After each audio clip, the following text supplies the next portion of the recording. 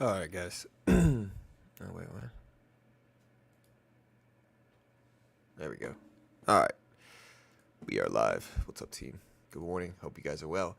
Gamestop up $28 a share. Nvidia still at 130s. Kind of a crazy couple days, man. Honestly, Nvidia broke lifetime highs again this morning.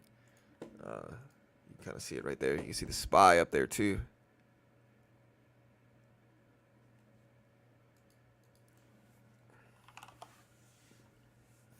Yeah, the big news of the morning is that Roaring Kitty exercises options, they think.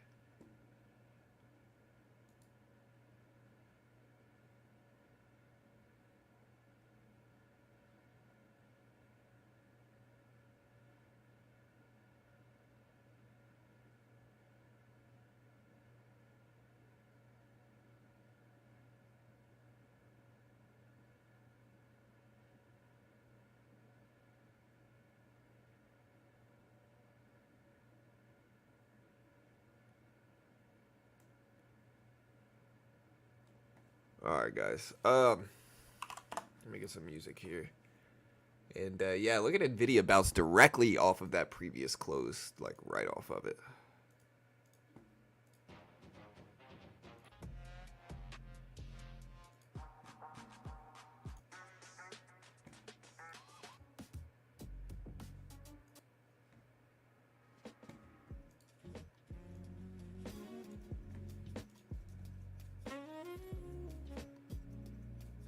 What's up, Daniel?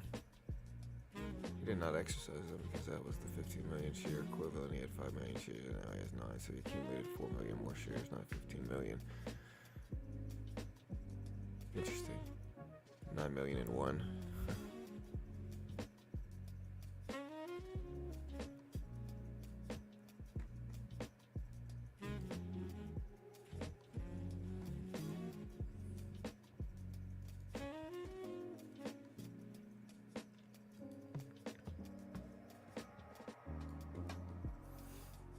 All right, guys. So yeah, we'll see what the market does today.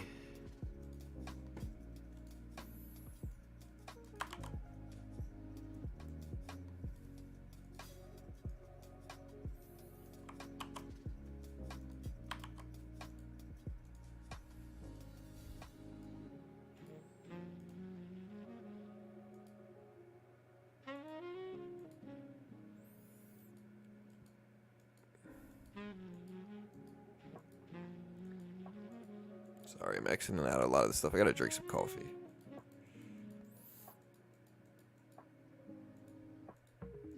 Nvidia split happened over the weekend, last weekend. CPI data showed up.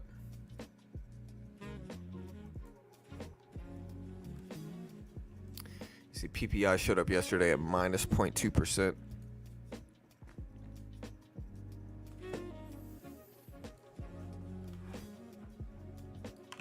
I'm trying to look at.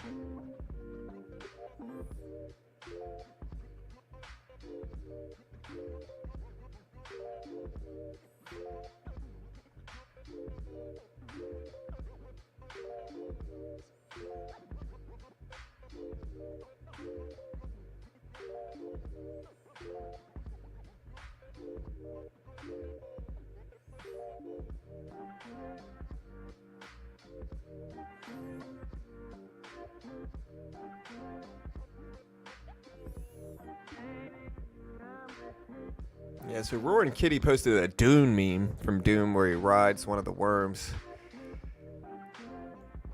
where he basically rode this monster worm.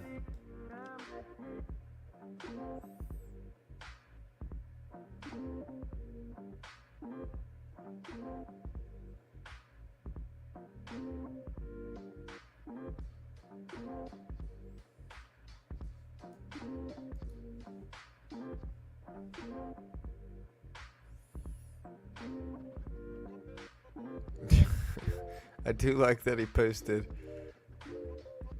the Michael Scott ad where Michael Scott took a picture of himself with his old boss and he had the kitty in the pocket. Yeah, it's funny.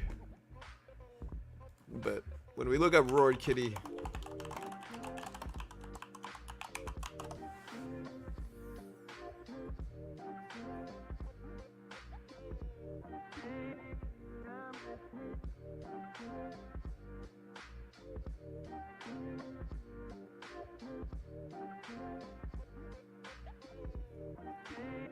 all right, so Roaring Kitty sold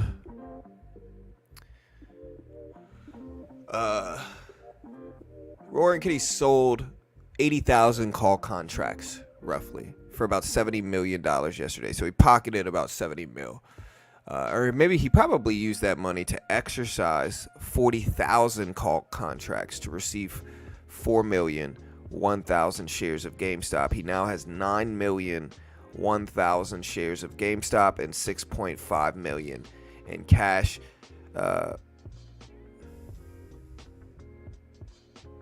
The market maker now needs to deliver 4,001,000 shares by today due to a T1 settlement by market close, possibly by close of after hours.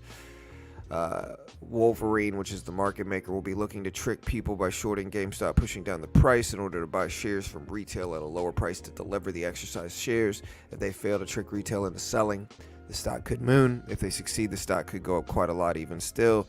The reason he did it today, which was yesterday, was so that market makers have to deliver tomorrow. This forces more calls in the money on Friday close, creating a gamma squeeze.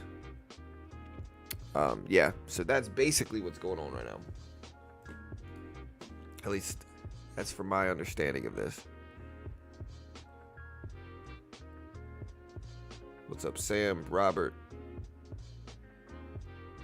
Yeah, we have the unit. We got import-export prices, the University of Michigan Consumer Sentiment.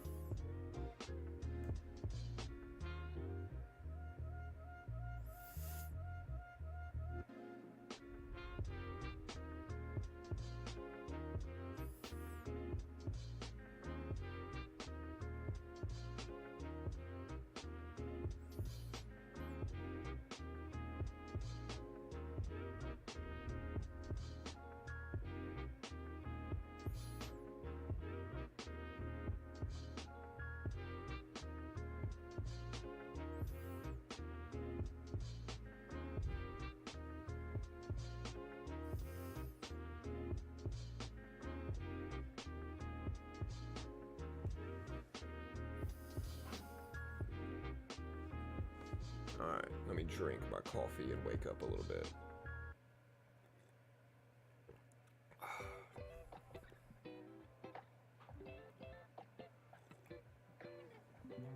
Alright.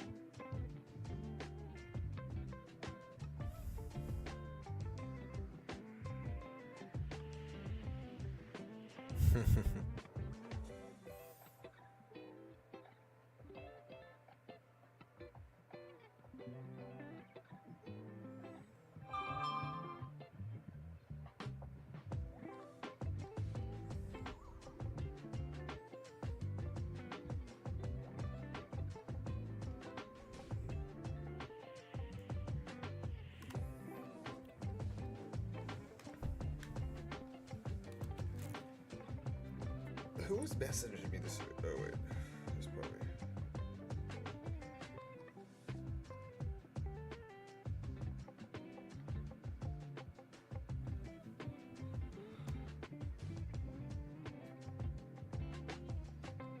Freaking.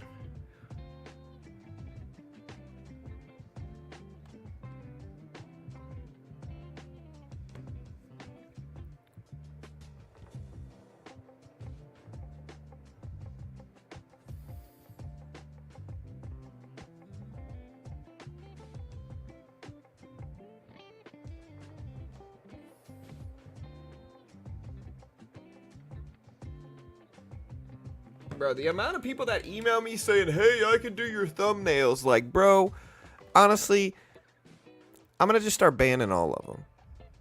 Like, I got a thumbnail guy. He's pretty good. You know, I don't need more. I really don't, you know. Most of the time, like, I just don't need more.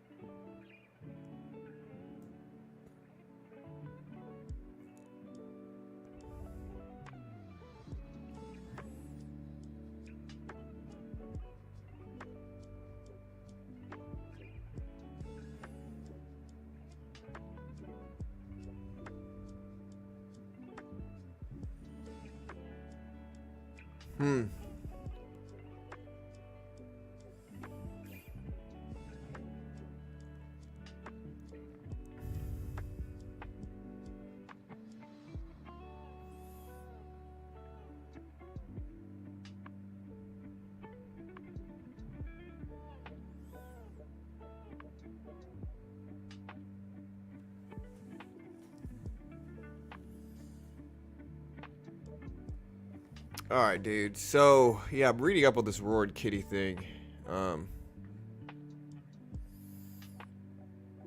Market makers create another 4 million phantom shares the day after and deliver the ones from yesterday. Repeating the process is why we don't have the same day settlement. T1, market makers and brokers will only buy the fake shares if there's more than 100 days of upward pressure, like Nvidia and Meta last year and Tesla in 21. GameStop will eventually force the major shorts to bankruptcy.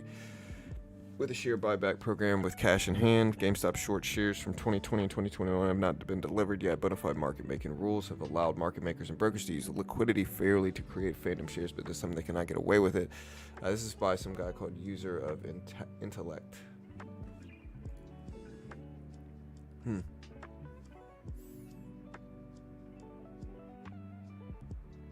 Roaring Kitty exercised 40,000 call options, bringing his total shares to 9 million. GameStop shares. E-Trade is trying to find his shares to deliver them to him tomorrow. And your bearish be for real. Yeah, so that's the news today. So watch GameStop today. We'll see if we have a crazy move. Despite any of this news, right, what we should get is, at the very least, we should get bullish action. I know a guy who could do your thumbnail. Bro, dude. Honestly, you would be surprised at how many emails I get about my thumbnails, dude. Like, you would think that my thumbnails were just the worst ever, right? Really, I got a professional thumbnail guy. What I'm pretty sure is, like, whoever it is just creating a different account and then emailing me, like, hey, I could do your thumbnails, and then when I ignore that one,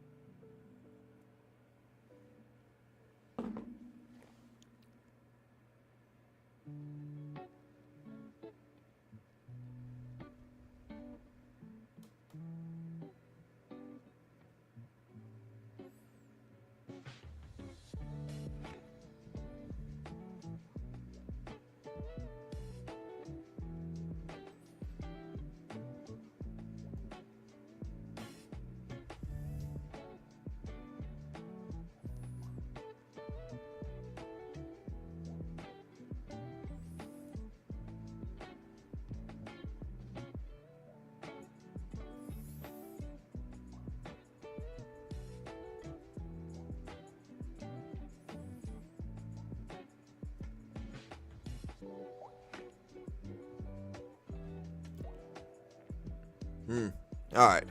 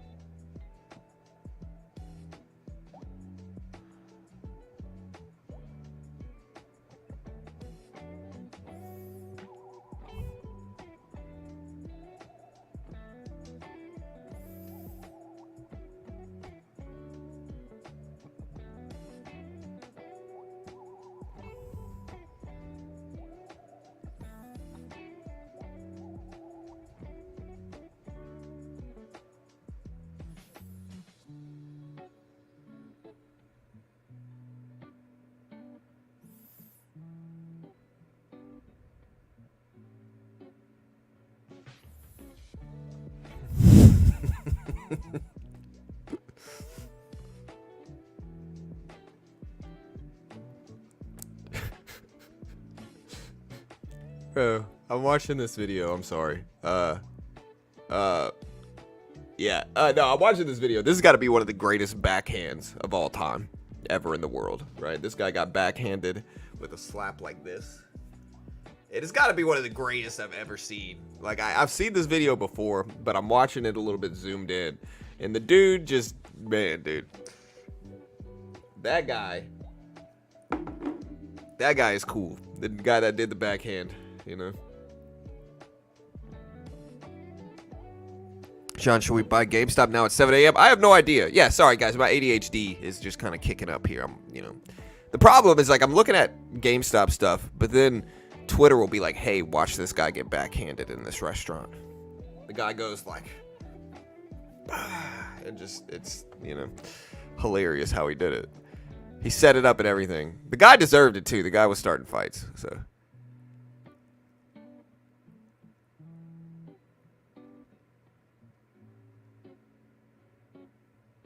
No.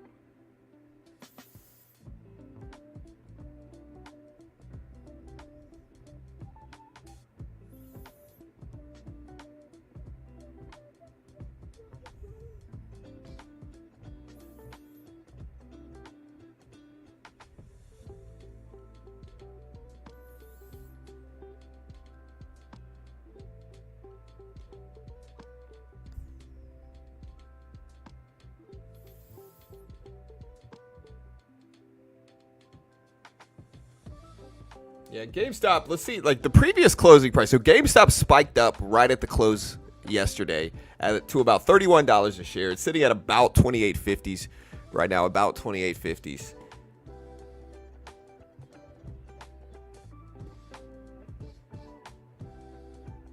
Yeah, it'll be fun to see what happens. Yeah, I don't know. The video's on social media. How low Unity software can go. What do you think? I don't know, man. I'm not really like... Ooh. It's low, dude. Honestly, I'm probably going to sell this position. Yeah, I'm going to get out of Unity here. The reason I'm getting out of Unity here is because my average price is $27.90. I'm not down very much. I got 5 shares of Unity. And so I think I've already either taken profit or it just was never a big position. And so you can see I'm down $56 here on Unity. But I think with that said, it's probably time to cut this trade. It's just not worth it to hold right now. Like this thing is down way too much. Usually, I don't know, like I am kind of sometimes wanting to buy these type of dips. But with software like this, there is a chance Unity just fails. And I don't want to get stuck in that. And so I got to just be careful here.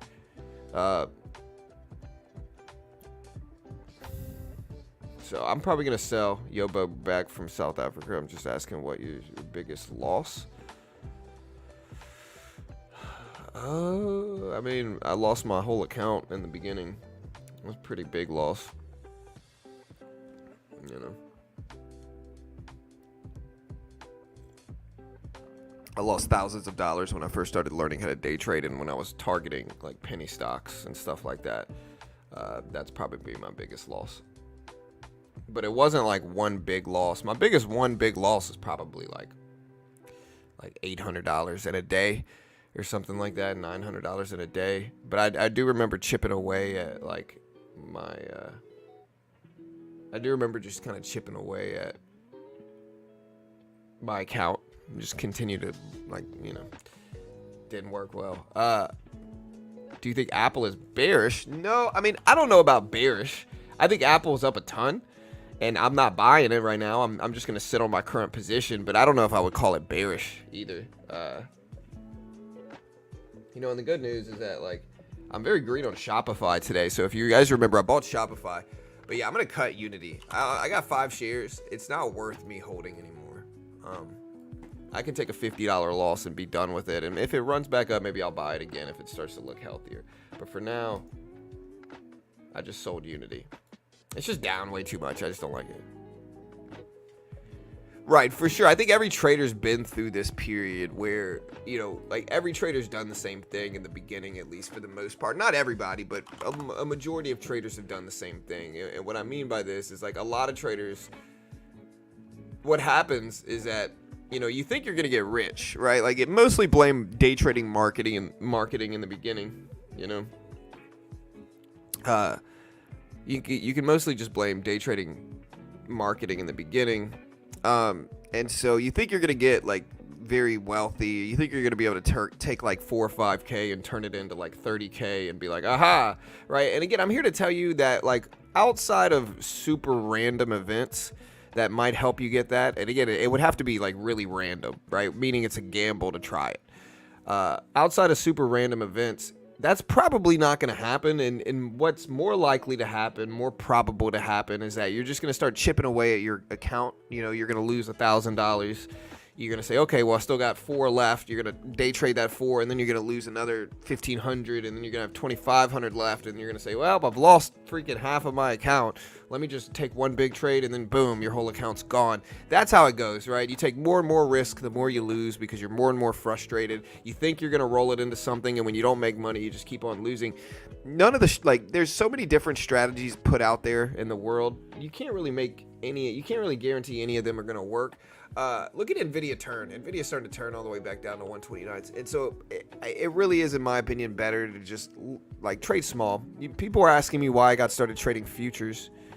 The reason I got started trading futures is because,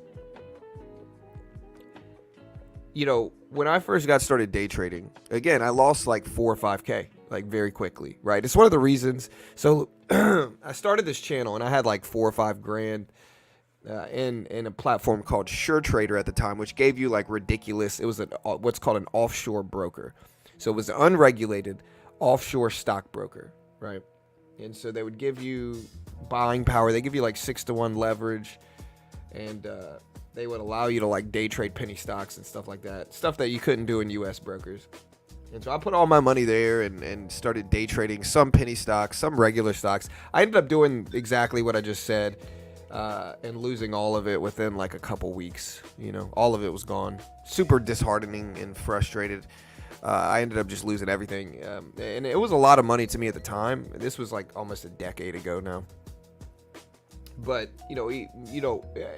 that made me give up trading like I was trading and stop and go to a U.S. broker and trade small is what it made me do. It made me realize that I was trading way too large relative to my account size. Everybody wants to pretend to be rich and flash big gains on social media. And so they end up taking a $4,000 or $5,000 account and just swinging for the fences and risking the whole account. And then most of the time they lose it. And so I'm going to say this without doing a plug for one of these funded account programs. What got me involved with futures was the fact that I could day trade. There's no PDT rule. I can day trade futures. And I can get instant settlement in a margin account. There's no PDT rule. And I can day trade the S&P, the NASDAQ. What happened was after those incidents, over time, I eventually gravitated towards trading large blue chip stocks only. And so what happened was I went from penny stocks. I was like, this is rigged. This is terrible. There's no edge here. Going to blue chip stocks like Apple, I remember I used to trade AMD a lot. When AMD was at like $20, $30 blue chip, I would day trade that and I would make money on it. I would day trade, Apple, Amazon, Google, Walmart. I would day trade all these different blue chip stocks. Eventually, when that was working, I was like, hey, I'm going to try to trade the SPY directly, which is the S&P 500. I'm going to trade the SPY directly or the Q directly. And I started trading those, and that worked, right? And then I discovered futures were basically the same thing as trading the SPY and the Q, right? You could trade the SPY and Q price action in futures. And so I eventually went from day trading the SPY and Q directly, like the ETFs, the SPY and Q. And then I realized, hey, I can do the same thing in futures, right? So I would go from trading SPY and Q to trading futures. And then I realized they were funded account programs that allowed me to do it for much cheaper. And so then I went there. But those were the steps that took me to get there. Somebody's asking me why I'm talking about this. Somebody's asking me in the comments section. Hey, John, thanks for sharing your knowledge. I'm curious what made you switch to futures. Yeah, that's what made me switch. Yeah, it's like being on tilt at poker, for sure. Yeah, in the end, you start to realize, like, you can day trade. Yeah, AMD was my girlfriend back in the day, bro.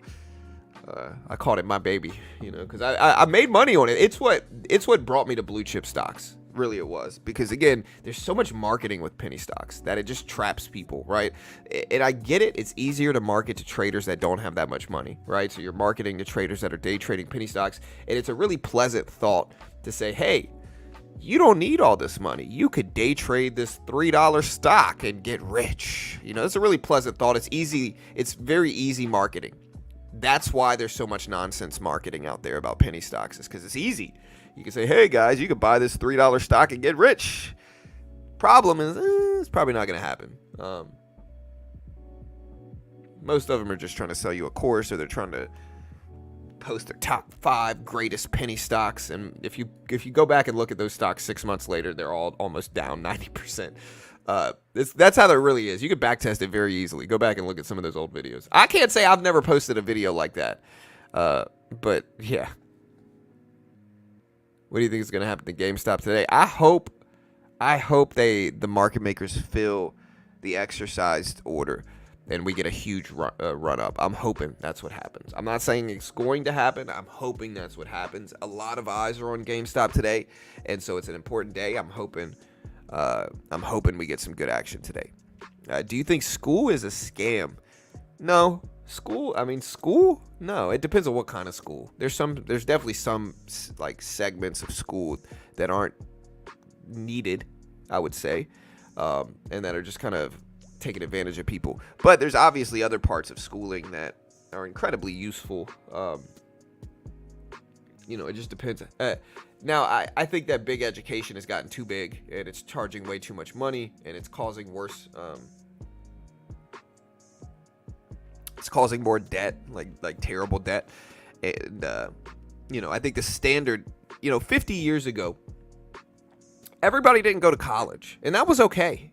Everybody didn't expect to go to college. The standard of the day wasn't you have to go to college. I want my kid to go to college. That wasn't the standard 50, 75 years ago. And that's okay. That's how it's supposed to be. Everybody's not supposed to go to college. It doesn't even mean they're less or more intelligent. It just means everybody isn't fit to go to college. What really happened was, like, you're supposed to monetize what you're interested in. And so if everybody goes to college, very little people are monetizing what they're interested in. And instead they're going to do mindless stuff. And in turn, they're not successful because they're not monetizing what they're interested in. Instead, they're doing what their parents are pressuring them to do, like go to school. Some of them are getting nonsense degrees like bachelor's in communications, bachelor's in business. Or I'm not saying they're completely like bad to get, but a lot of people are getting bachelor's in terrible degrees, communications, a base business degree. Like a bachelor's in psychology is not going to do much for you. It's just not. You got to get a master's in psychology. You got to get a master's. You got to get MBA. You got to get a higher level. And a lot of people are just getting a degree just to get one, just because their parents are pressuring them to do it, and because they think that is something that they have to do. But a lot of them, like, And again, I've said this argument before. I'm not saying they're not going to have an easier time finding a job and getting paid more than somebody without a degree. Like, that's absolutely true. They're 100% going to get paid more and have an easier time finding a job. The problem is whether locking themselves into six figures of debt is justifiable for that, right? Now, somebody that starts a business or works for themselves or does whatever for those 4 years that somebody else went to school, a lot of the time they're going to have a huge edge over the person that went to school. They're going to have a huge head start. If they're starting businesses, like if you're entrepreneurial, if you're starting businesses, I don't know why you would go to college for 5 years, 4 years, 3 years. It just takes too long. You're giving somebody a huge head start in whatever business you want to create. And so I think it depends. I think if you're doing STEM stuff, like if you want to be a doctor or a lawyer, even though I do disagree to a certain extent I think you should be able to pass the bar and become an attorney and do a apprenticeship at a law office and become a lawyer that way, an attorney that way, instead of having to go to freaking 6-7 years of schooling to be an attorney. I think that's ridiculous. I think if you could pass the bar, if you can be an apprentice at a law firm, you're going to learn better than somebody that goes to 5 years of law school. Like working under an attorney is going to give you much better experience than going to schooling. So I think big education has kind of run wild and gotten too big, and of course they're pushing everybody to go to school, and it's affecting the benefits of school to begin with. Anyways, Apple bounced it up a little bit. Apple has had a crazy run. Nvidia did turn though, so Nvidia's at 129s now. It's had some pretty big red action. I'm gonna look to see if we have some news here.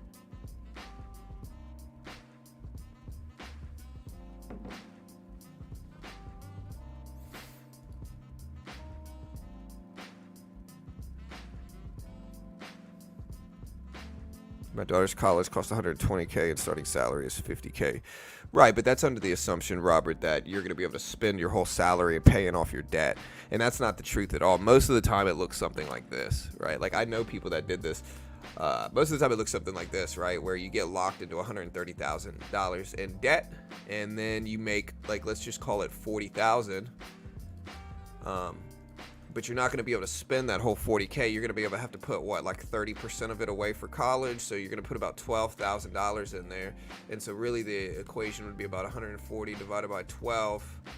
It's going to take you over a decade to pay that college off. Is that worth it?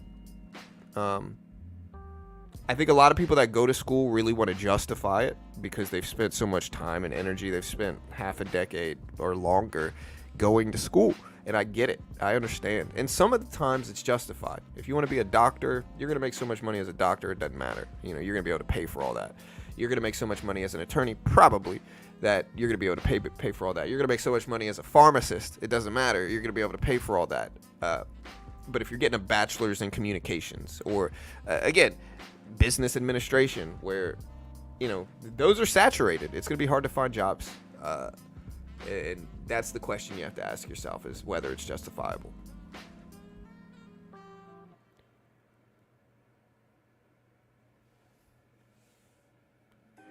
Yeah, I mean, listen, this is obviously talking to the people who aren't subsidized by their parents, So, yeah. I know many attorneys that are struggling, FYI. Yeah, for sure. I mean, being an attorney is not easy. It's a business. Like, that's what it is. Being an attorney is a business.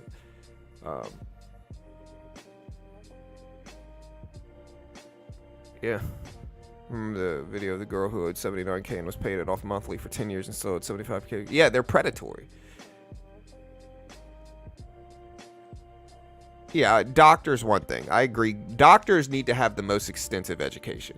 And doctors do it right, where, you get your regular degree, and then it's all specialized, specific experience training. You become a resident, you become, you have all these different, apprenticeship things where you're working under doctors, you're learning under doctors. I think that's how you do it. Law is different, though. Law, you used to be able to pass the bar, and if you pass the bar and you worked under an attorney, you could become a lawyer, They recently changed this over the last like 30 or 40 years to where now you have to go to school. You have to go to like 6 years of college, which is just a ridiculous amount of time. They act like, it's who you know or who you, yeah, I mean, maybe, Tony.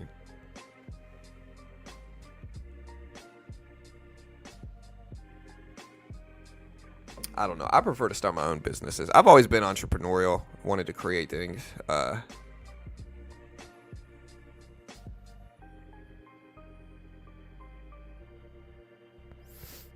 When you recognize your doctor as the guy who used ChatGPT to graduate. Yeah, I mean, I use ChatGPT a lot. To be honest, I used AI to answer my real estate. Like, I recently got my continued education in real estate. I used AI to answer it. Yeah, so again, Roaring Kitty purchased 4 million more shares of GameStop, bringing his total position to 262 million. He also closed his GameStop call options that were expiring next week. His average entry is 23.41 per share. Here is the image. Let me see if I can put this up on screen of the GameStop YOLO update is what he calls it.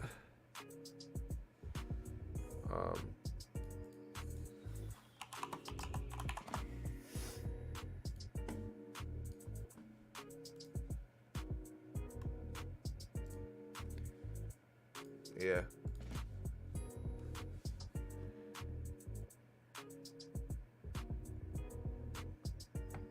Yeah, so here is Roaring Kitty's current updated position. Again, you can see he now has 9 million shares, roughly. Average price of 23.41. He's up about 30 million on them. His total gain is about 51 million. He's up about 24.5%, about 25%.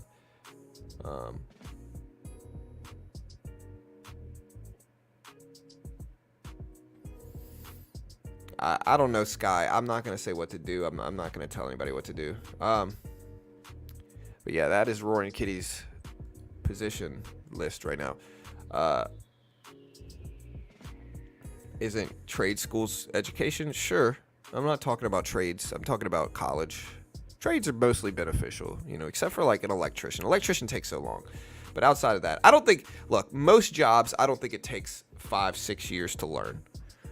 I just don't think it takes 5 or 6 years to learn most jobs. I think depending on who it is, some people might take 5 or 6 years, but I think there should be expedited options for people that learn quickly.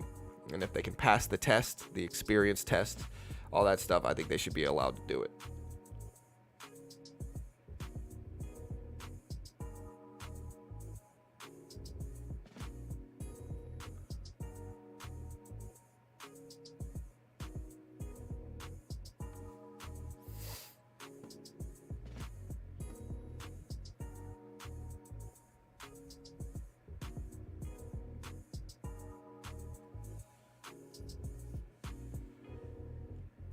Bono, who?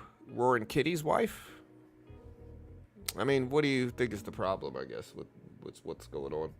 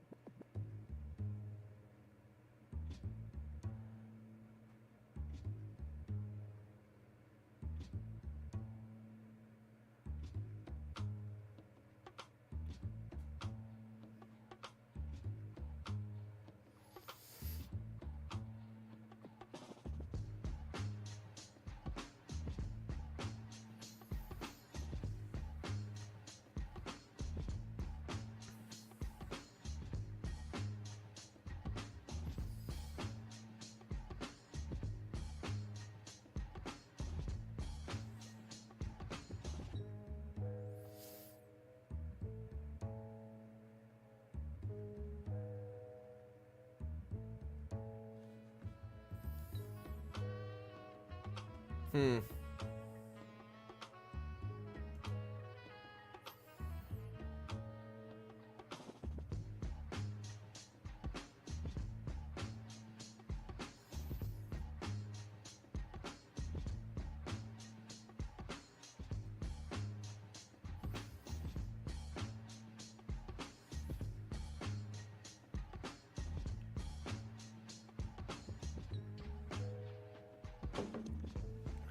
All right, guys.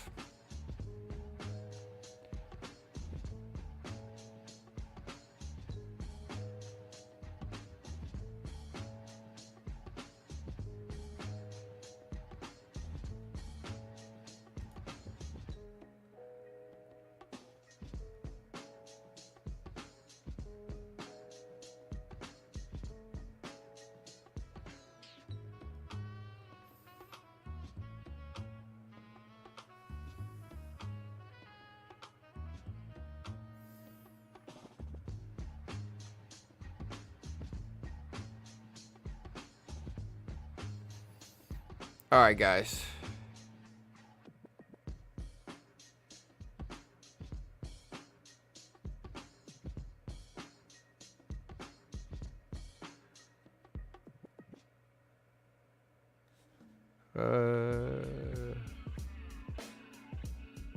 Let's see. Catch it back up. I make $80K a year driving a forklift, loading trucks with no college. Hey, that's great. I'm not, I'm gonna try to put this as best as I can though. 80,000 is not that much right now. I'm not judging you. I think 80,000 is decent. It's not like it's nothing, but things are getting freaking expensive, man. 100K is not like what it used to be. It's really not. Like making $100,000 a year is not the flex it used to be. $1 million, like being a millionaire, is not the flex it used to be. It's just not, man. It's just not what it used to be, unfortunately. I wish it was, honestly, but it's not.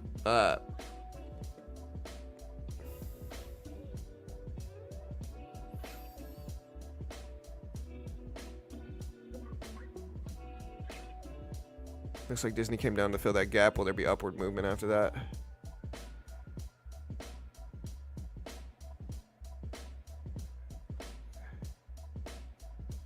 Can you check?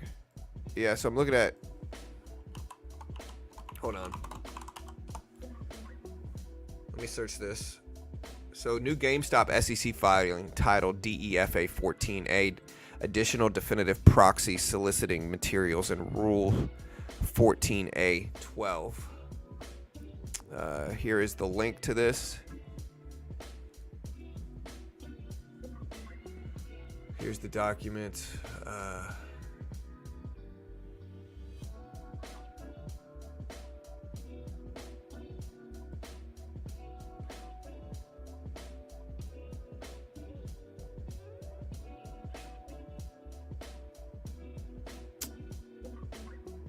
Okay.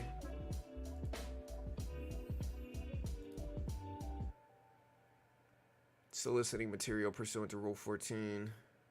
On June 13th, GameStop announced that its virtual annual meeting of stockholders scheduled for June 13th, yesterday, at 10 a.m. Central, was convened and adjourned without any business being conducted due to technical difficulties with third-party hosting site. The meeting will be reconvened at 11:30 a.m. Central Time on June 17th.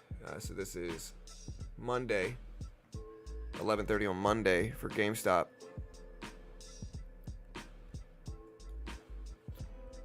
Okay, so that's all this is. So yeah, this is just them rescheduling the shareholder meeting because of technical difficulties, is all this is. Yeah, so that's all this is. It's just them rescheduling the shareholder meeting because of tech difficulties.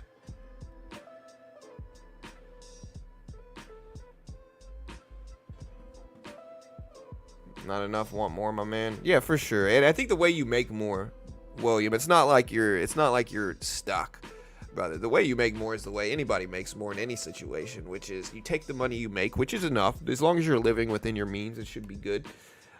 You take it, you save it, and then you use that saved money to build businesses. And most businesses fail, right? And this is the problem.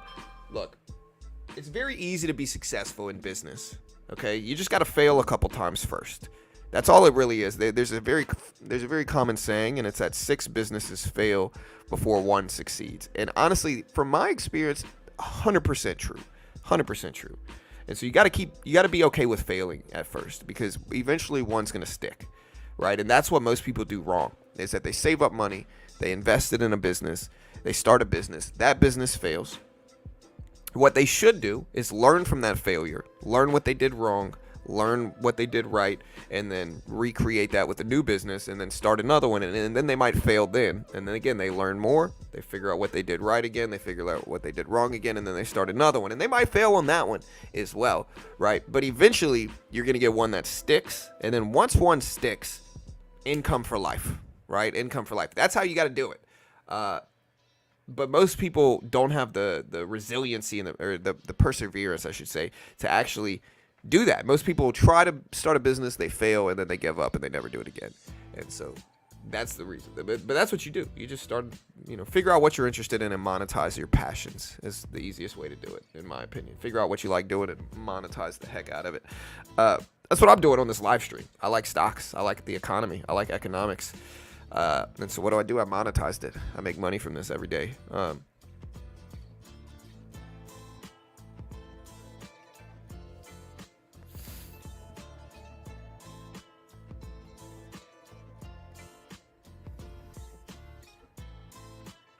Make $100,000 a year with no debt, live wisely, you'll be fine. And it depends on where you live. In Texas, 100K is plenty.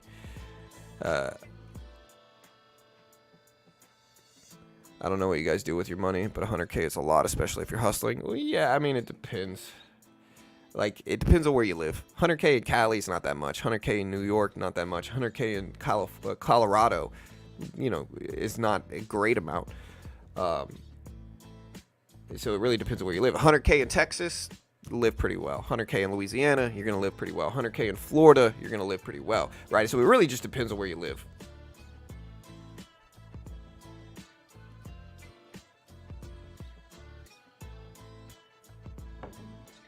I like that. However, don't turn all your passions into a job. Otherwise, you lose passion. I tried to build other people's cars, and I started to hate cars. Well, yeah. I mean, everything's not good for it. I mean, I don't know, man. It depends on what it is. Do you make a lot out of this? I do okay.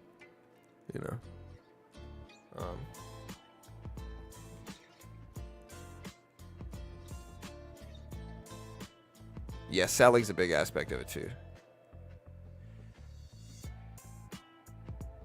It's the curve till you make $500,000 a year. Honestly, I don't want to be too specific. The freaking bracket goes up so much after 200K though, bro. I'm not happy about it, dude. So much after 200,000. Over 200,000, you paid like 15% more, 20% more in taxes. It's marginal, so you're only paying it over 200K. And like last year wasn't that bad for me. Like last year, like in taxes that I owe last year, I'm going to have to pay like 40 something thousand in taxes or so, give or take. This year is going to be different, and I'm not looking forward to taxes this year at all. So, hey, thanks for the donation. But yeah, I appreciate it, Dakota. Thanks so much, man.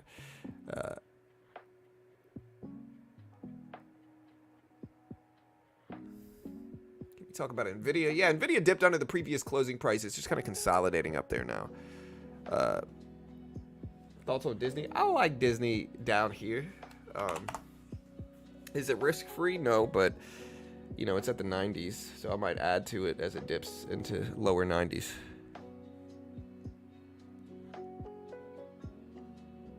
If you have an LLC, you should buy a bunch of stuff then write it off. It's not that simple,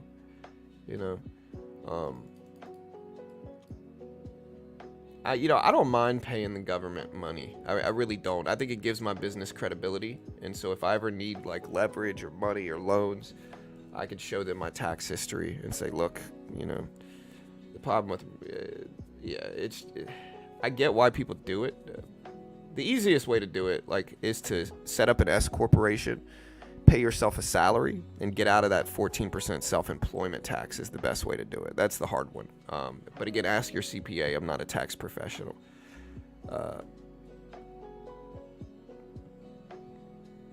100K in Miami. Yeah, it depends on where you live. 100K in Miami really isn't that much.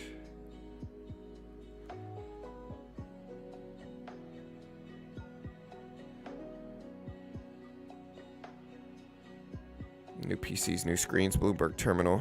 Well, I do write off. Yeah, I definitely write off those things. I don't have Bloomberg Terminal, but I definitely write off like market subscriptions. Certainly, I write off market subscriptions. If I buy a new computer, I certainly write that off as an asset. and depreciating over time. If I buy new monitors, I certainly write those off. So yeah, these are things I definitely write off. I've got a huge setup. I'm probably going to invest in a couple new monitors soon as well. I'm going to write those off also.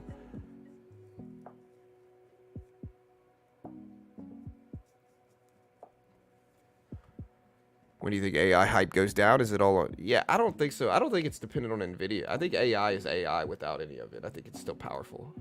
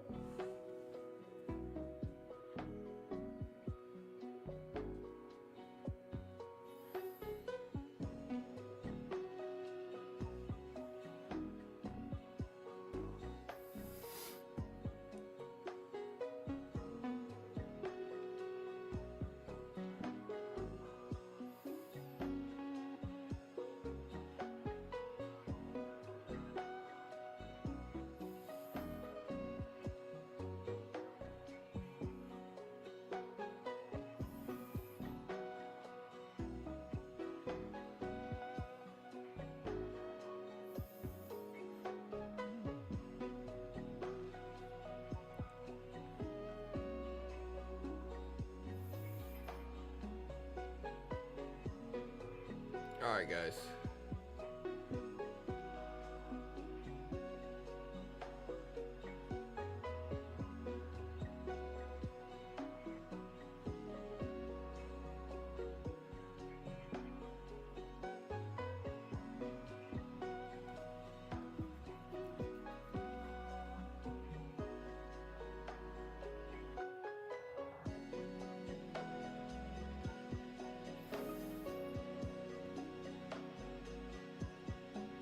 Your profits delayed. Let me see. I made money yesterday. Let me check it out.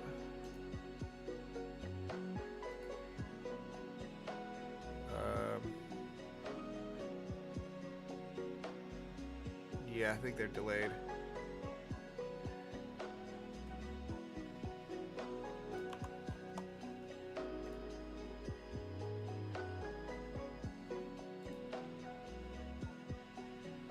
Yeah, shareholder meeting crashed servers with everybody on, so they're going to do it Monday again.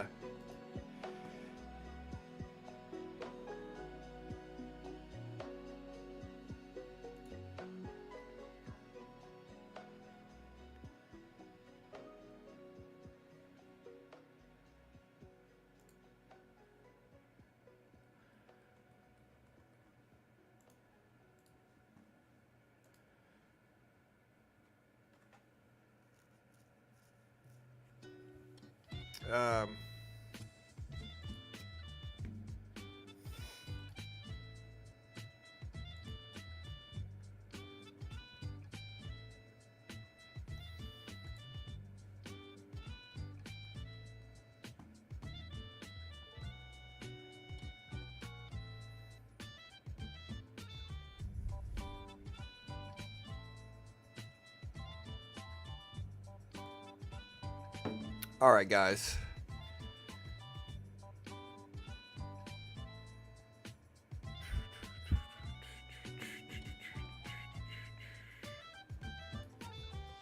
Bonjour. I make 110K, but only 60 comes from a job. Any big economic updates? Yeah, so today we have import-export prices. Never have to work a day in your life if you love what you do. Yeah, I mean, look, I get to wake up, talk about stocks and the economy for 4 hours, make more than most people do, and be done by noon, you know.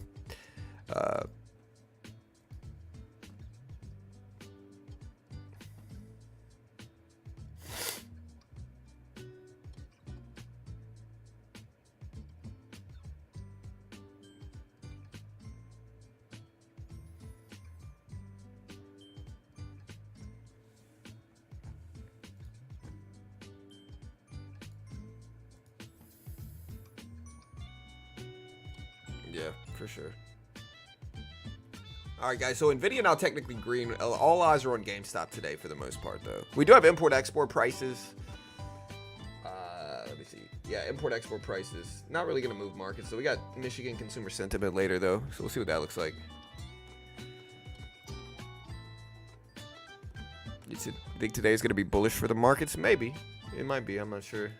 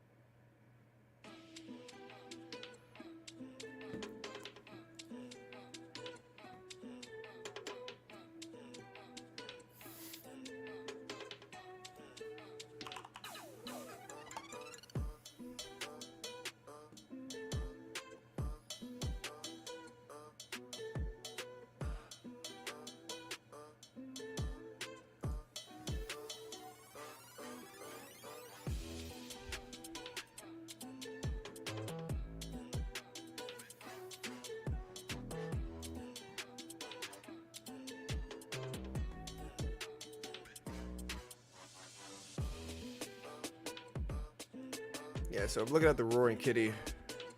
Bro, the problem with like Twitter or X is that like, dude, I might watch one thread and it immediately sends me 1,000 threads like it that all say the same freaking thing.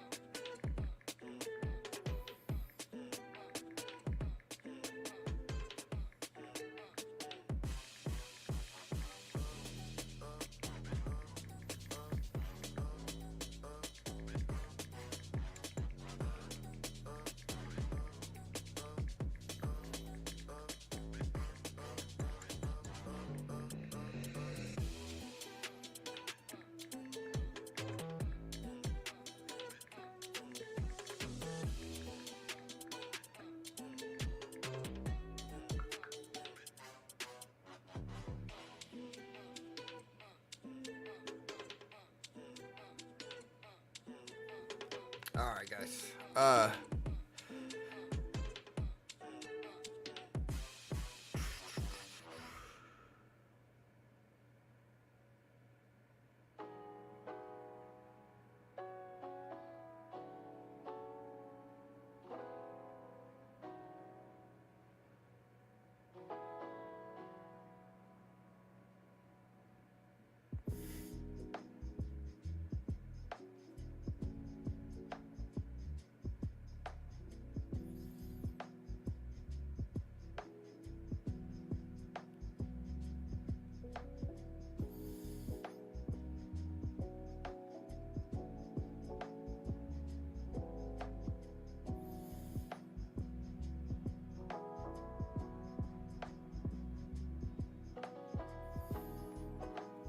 All right, guys. So Nvidia testing the previous closing price. Look at the SPY bounce all the way back. Again, this is mostly due to Nvidia.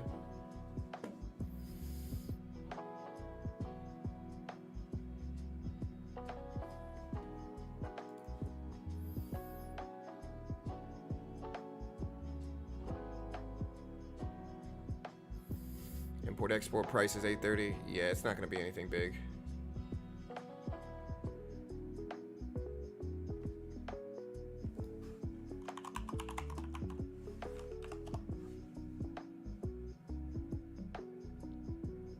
Yeah, the Jacksonville Jaguars, 175 million or 275 million extension.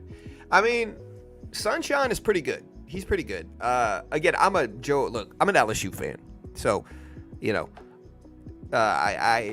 he was good, but wasn't as good as Burrow when he played for Clemson in the championships. He was good. I like him. You know, he's a good QB. I think he'll do well. You know, he didn't do bad the last few years either, but I think he'll do well. But yeah, it's a big contract, $275 million.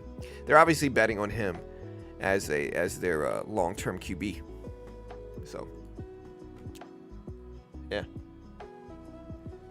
yeah. I mean, I see that. I saw the bricks notification. Colts are weak. I'm a Saints fan from Louisiana, but you know, Saints aren't doing that great either. Maybe in the future they'll do better. We'll see.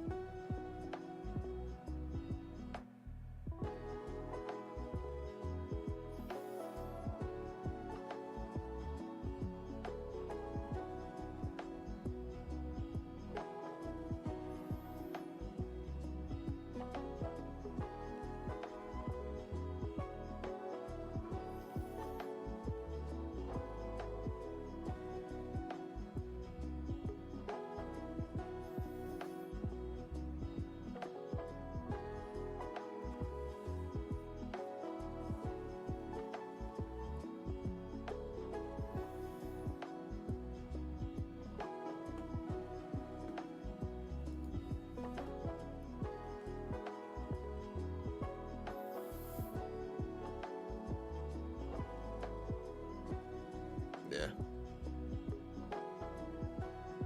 Beginner trading channel. Should be a real channel on TV. Maybe. TV's going out. TV's not going to be a thing in 20 years. We gave you a Super Bowl. Hey, y'all did give us a Super Bowl, bro. That pick. Man, I can't remember who did it. Shout out to Sean Payton, you know. I remember that day very well when we played the Colts in the Super Bowl. I remember that pick and followed touchdown. You know, just a great day for Saints fans. Yeah. I mean, I think investing in index funds is the best move for long-term growth. It's what's going to help make people the most consistent money. All right, guys, NVIDIA right at the previous close. We got the SPY up there at 540s here. We got GameStop here at roughly $29 a share. Let's see if it holds. We're still kind of sitting back waiting. Yeah, I mean, the refs have been pretty bad in NFL the last few years. How about the MLB? So we got the Yankees just doing great, man. Yankees are surprising everybody, dude. Honestly, the Rays, you know, I know like Mitch is a fan of the Rays. They lost Juan DeFranco, you know, with all the craziness. I don't even know what happened to him, man.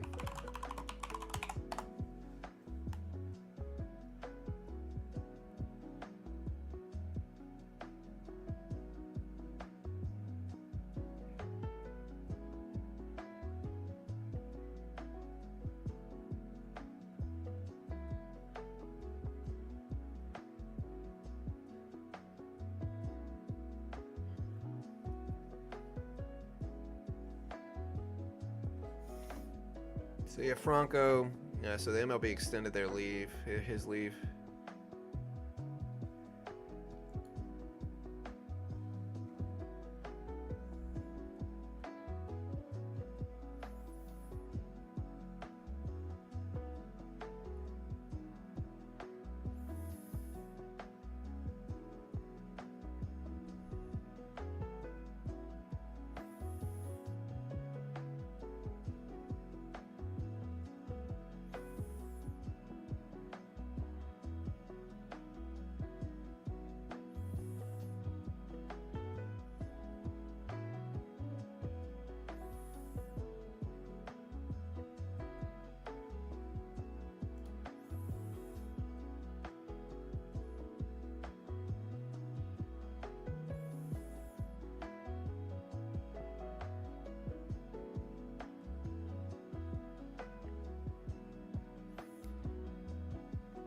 I don't know, man. When you look at this as well as like the Trevor Bauer situation, there's just inconsistent. Like Wander Franco, he should never play baseball again.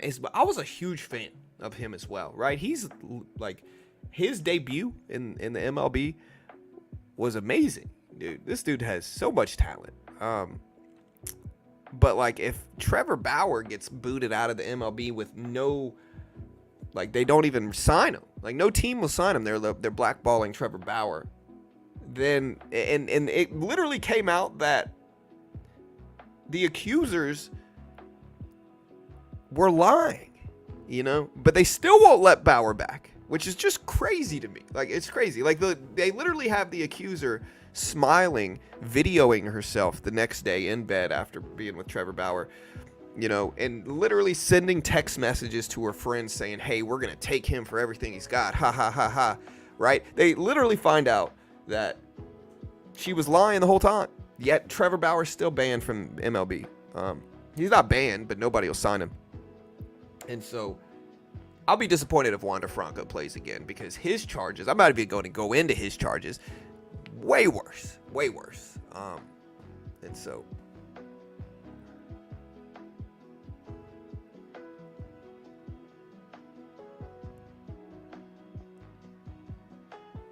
happy Friday, everyone. May the bull be with you. Yeah, we're seeing about GameStop. GameStop at 29s. Nvidia still hitting right under the previous closing price.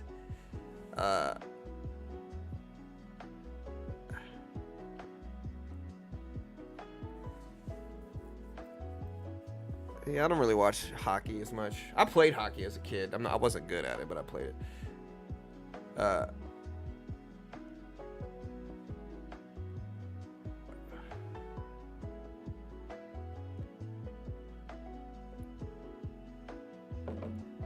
Do you use the VWAP? Yeah, I use the volume weighted average price pretty regularly.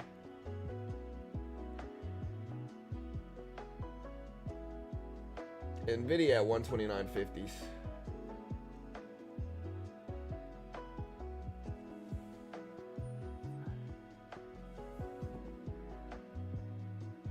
Jamar Chase? Yeah. Joe Burrow got Chase from LSU. Yeah, Jamar Chase and Burrow on the Bengals. That's why they made it to the Super Bowl that year. They lost, unfortunately, but they made it. Anyways, I'll talk about sports all day here. Nvidia at 129.30s. SPY at 540s.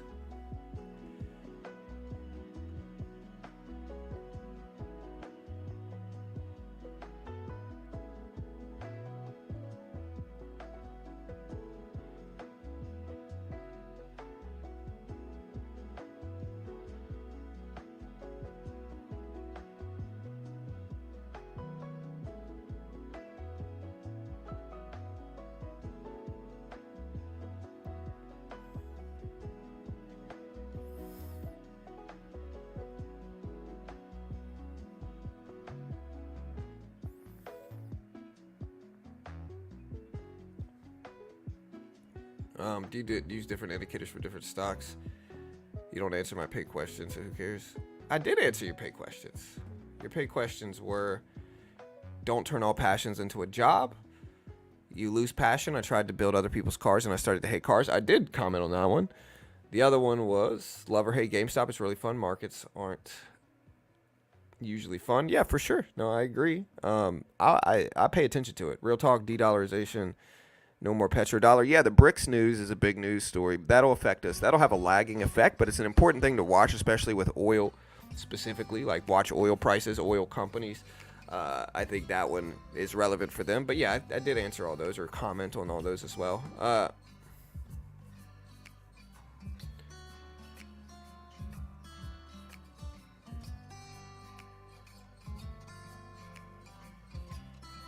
I find VWAP is a good indicator of support. Yeah, I like using it to watch trends mostly. Come on, you know what you did? What? Tesla thoughts? Tesla testing highs. Tesla really extended on the upside. I'm in Tesla right now. I hope it holds. Look at Nvidia back over 129.80s here. GameStop at 28.70s. Yeah, those are comments, not questions, bro. 100%. Exactly. I still tried to comment on the comments, but, you know. I know what you did last summer. Yeah, no, dude. Last summer, I gotta admit it. I played video games and hung out with my family. And, you know, went on vacation last summer. I know, guys. They know. Honestly, I told myself I would be in the WSOP this year. Carol. Freaking strategically. I'm not going to go to Vegas this summer. I want to go to Vegas. I really do. I want to go to Vegas, but unfortunately, we're not going to Vegas.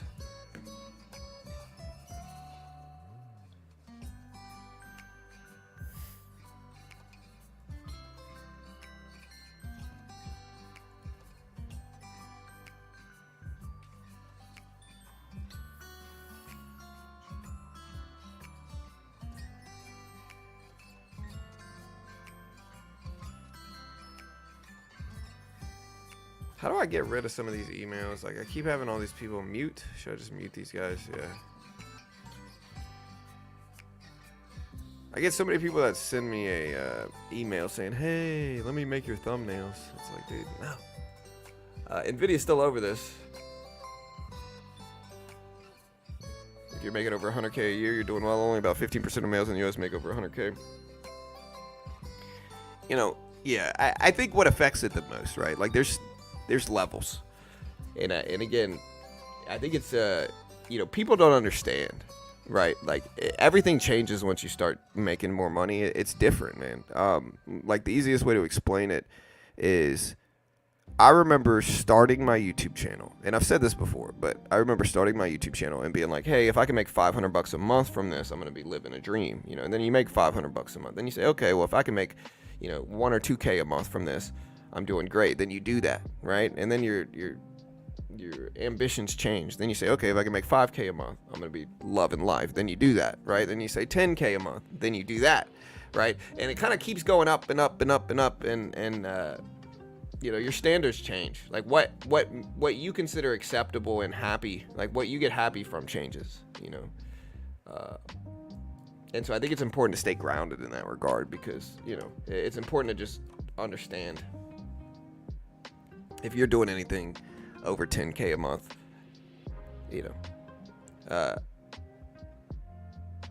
small short on Gamestop, see what happens. Oof, good luck, brother. Yeah, I play poker. I love poker. But again, I told myself I'd be at the WSOP. One of my bucket lists is to do the main event, the $10,000 main event poker tournament. Never done it. Every time I try to do it, Carol, and maybe she's helping me, but every time I try to do it, Carol kind of like pushes me to do something else that summer. So instead of, you know, unfortunately, and I still want to really be in the WSOP, but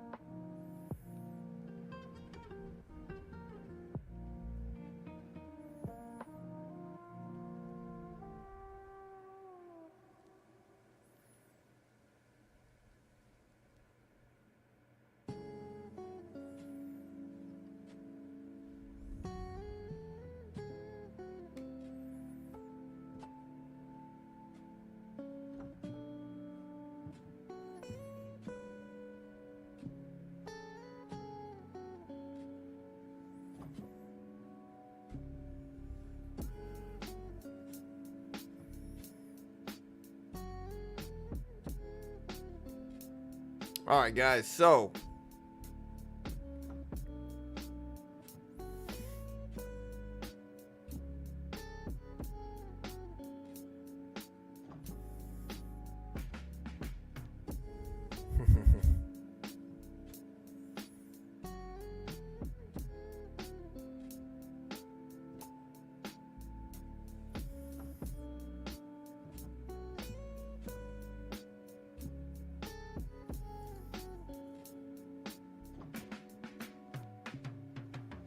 All right, Nvidia's still sideways though. The question is, do we get choppiness today? Tesla testing highs at 185 right now, trying to break it. The SPY is at 540s.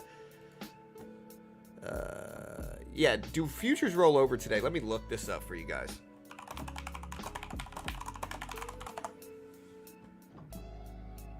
Yes, futures roll over June 14th. It's one of the customary roll dates. Yeah, so what's the new symbol for rolling over here? Let me check. Let me pull out Quant Tower.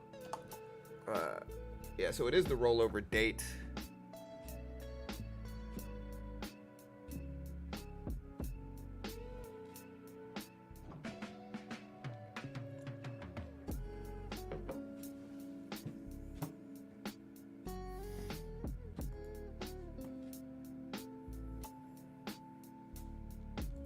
So let's check out the roller. What's the new symbol? It's like DSE4, I think, or it's like MQE4 is the new symbol, right? Let me check this out.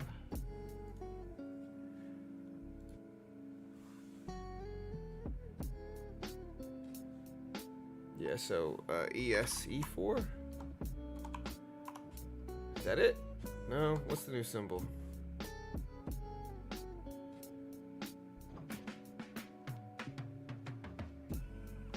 C4?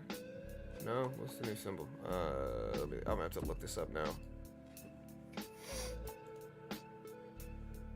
All right, so the new rollover symbol is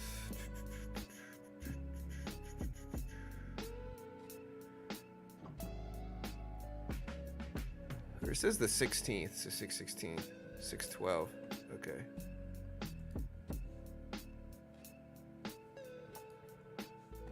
U4. Okay, so yeah, it's NQU4. Okay, yeah. So this is looking much better. So it is M4. Gotcha.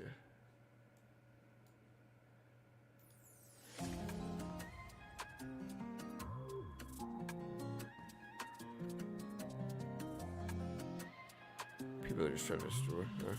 Yeah. It's U4. Okay, gotcha. Appreciate it. You get Nvidia's flat. Gamestop's starting to move up too.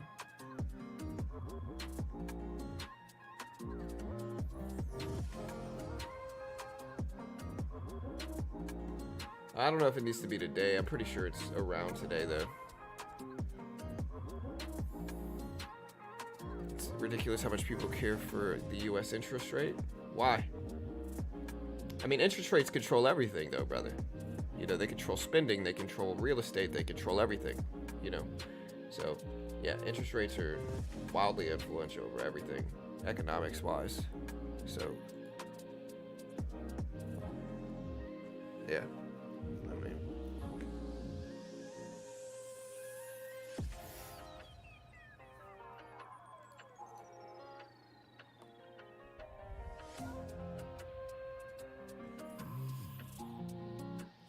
yeah, we're trading a couple contracts early at this account, trying to attack this range. You can see we're currently up $56, $66.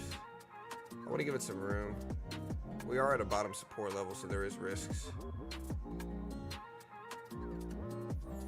But I also think we got a little bit of room here too.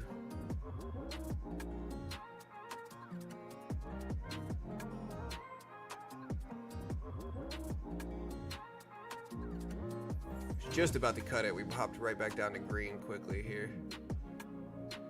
Now we're flat. There we go. All right, we just took half off, locked it in.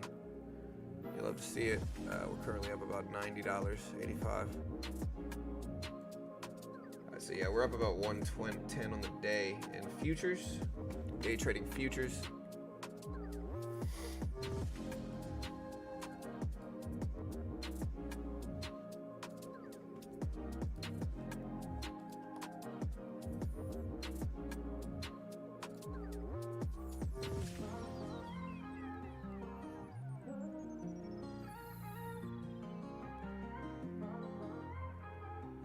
SPY rise back up to be positive. I don't know. Maybe. SPY's down a lot today, but it's already very green too. Like if you look at the week, you know, like here's a 10-day chart on the SPY. The SPY is just up a crazy amount, man. It's just up a lot.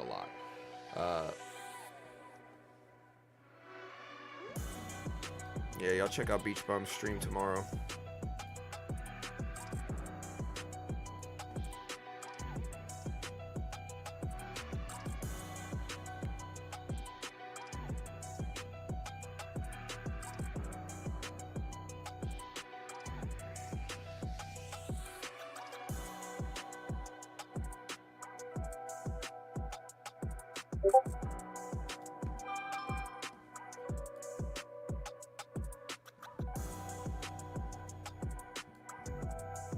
See if we get short again.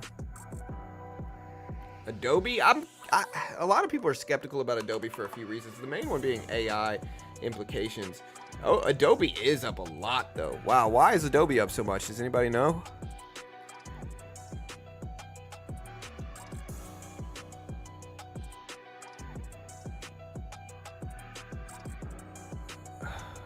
So yeah, Ukrainian president on Putin's peace proposal says there's, quote, no possibility to find compromise.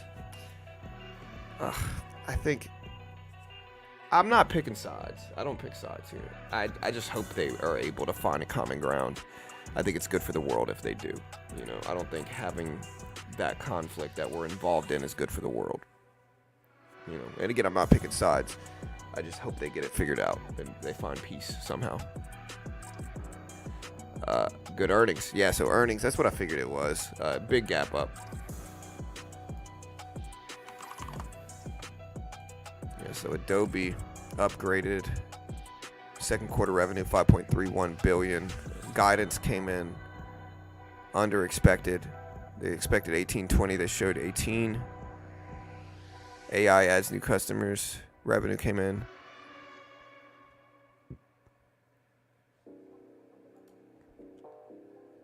Yeah, so Adobe is up a lot. Again, I don't trust it, though.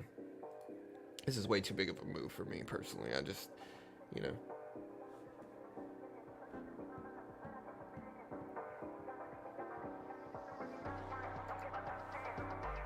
All right, guys. Sorry. It's hot in here. I gotta take the sweater off.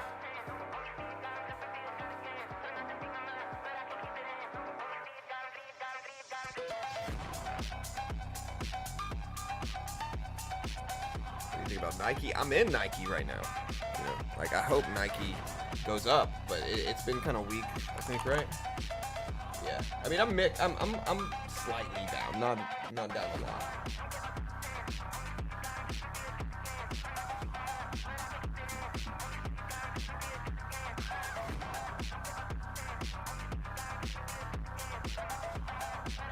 Yeah, Adobe's up a heavy amount. I don't trust it. Nvidia's fallen down a little bit too, down to 129.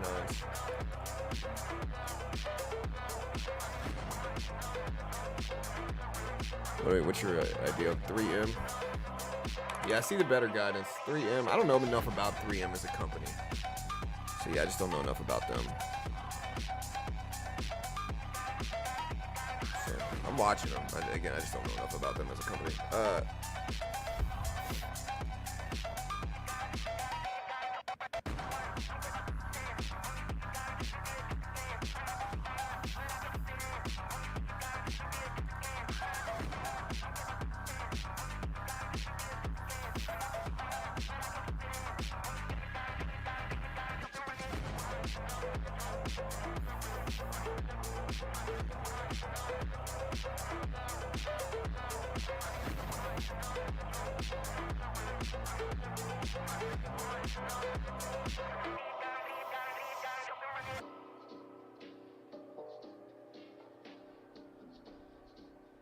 All right, guys. So Nvidia is still choppy. I don't know how I feel about this. It is Friday. I guess I'm gonna look the short more.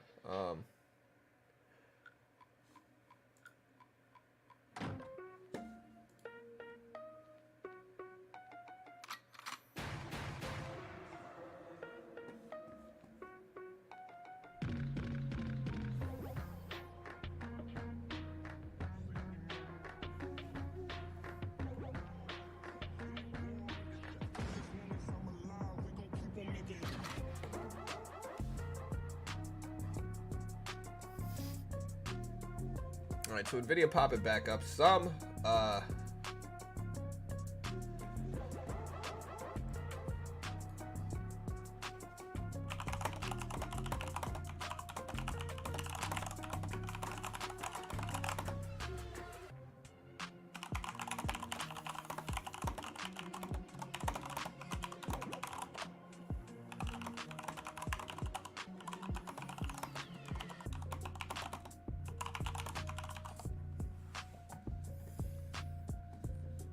All right, so again, we are up again on this position here, about 150 bucks. We just took half off there, and then I'll go ahead and cut the rest off right there. So yeah, so again, in futures today, this is a funded account. We are up 250 in this funded account on futures.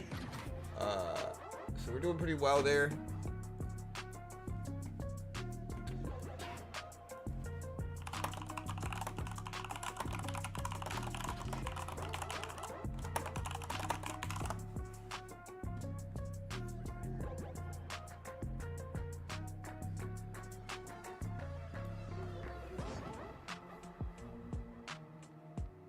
Do you use screeners to find potential swings? I usually use AI in some screeners. It just depends. Like, I use a bunch of different stuff, but not too bad here. We're up a couple $100 in futures in our funded account.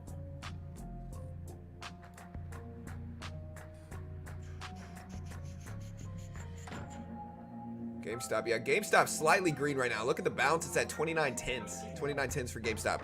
Nice little bounce here. It's starting to rise. Yeah, I'm going to be covering the import-export index that drops at 8:30. We'll watch it. I don't think it's going to move things, but we're still going to cover it, as well as the consumer sentiment index.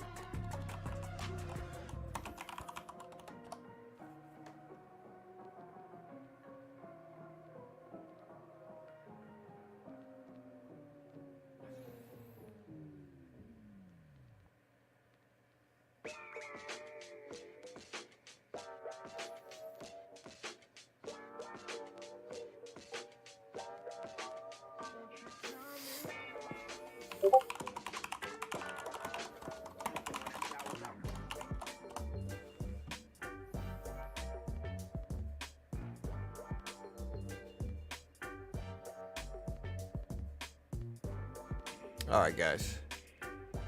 I am trading the NASDAQ futures. Look at GameStop still rising here, guys. GameStop at 29.40s right now, 29.40s. Nvidia still back up. Again, if you want to day trade with me in futures, there's no PDT rule in futures. On Apex, they give you a demo, and they test your skill with the demo account first. If you pass the test, they fund you. If you fail, you have to look at this reasonably. This is a challenge, okay? If you pass the challenge, great. If you fail the challenge, it's not the end of the world. Most day traders lose. So if you put up 5K, you're probably going to lose 5K in the beginning if you try to day trade your own account. It makes absolutely no sense to do that. You might think you're going to be an outlier. Again, I'm here to tell you that's probably not happening. You're probably not going to be an outlier. In fact, you're probably going to lose much more than that. If you're going to lose the whole account if you risk it. And so instead, try a funded account program. Apex is one of the most legit in the world. Again, they give you a demo. They test your skill with the demo. The base one's a 25K demo. It's only like 40 bucks roughly. It's like 40, 45 bucks right now, I think, if you use my link. Again, they're going to give you a 25K demo. If you can make 1,500 in profit on that without losing 1,500. So on the base one, it's a 1-to-1 ratio. You got to make 1,500 without losing 1,500. If you do that, they fund you. As long as you follow their rules, they fund you 25K with a 90% split. Say you make 10K in profit in that funded account afterwards. You get to keep 9 of that. You also get to keep your first 25K in profit. So if it's your first 25K, you get to keep all of it. There's no PDT in futures. You can day trade the S&P, the NASDAQ, very similar to day trading stocks. You can buy market, sell market. Like, that's what you see me doing here. I'm buying market, I'm selling market, I'm doing all this different stuff. And so again, it's a great way to learn, and again, it's the best of both worlds. If you pass it, 90% split. If you fail, you're out 50 bucks. 40 bucks. It's not the end of the world. Use coupon code BT will always get you the max discount. So if you're ever signing up for this and you can't remember a good coupon code, BT will get you the max discount. I always do my best to be honest with you guys as well, because they're a sponsor of mine. They pay me money, of course. I'm biased because they pay me money. But again, I try to be as honest as I can. Also, universal resets are only $35 right now. So you can reset any account for 35 bucks. I think the really smart thing to do right now, to be completely honest here, chat, would be to sign up for either the 250 or the 300,000 or maybe the 100K account. And then resetting it's only 35 bucks. So you can keep trying for 35 bucks and get pretty quickly there. There's a really smart way to do it. Again, most day traders lose money, and I think that's probably the same here as well. I think most day traders are going to lose here as well. The point of this is that it's a lot cheaper to try this out, still trade under pressure, have a perfect middle ground of pressure, and lose than it is. It's going to be like 50 bucks if you lose here, or whatever, however much you spend on it. That's a lot cheaper than putting up 5K and losing that. All right, so if you want to try your luck at day trading, I think this is a much better option than risking thousands of dollars. But again, they're a sponsor. They pay me money. I'm biased because they pay me money. I'm always transparent and honest. I do trade off stream. You're not going to see all my trades. Understand CFTC 4.41, hypothetical or simulated performance have limitations. All that good stuff, chat. GameStop bounced at the previous closing price. It's still trying to move up. We got import-export prices and Michigan consumer sentiment today.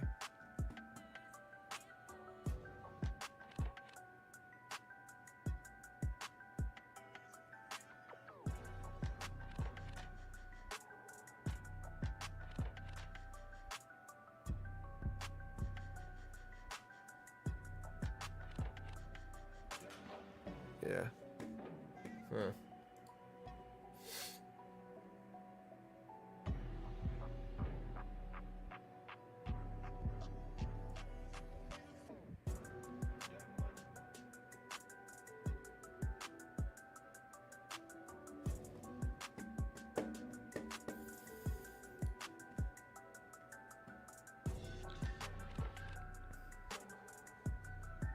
All right, guys, Nvidia's starting to bounce up. It's at 129.75. SPY at 540s.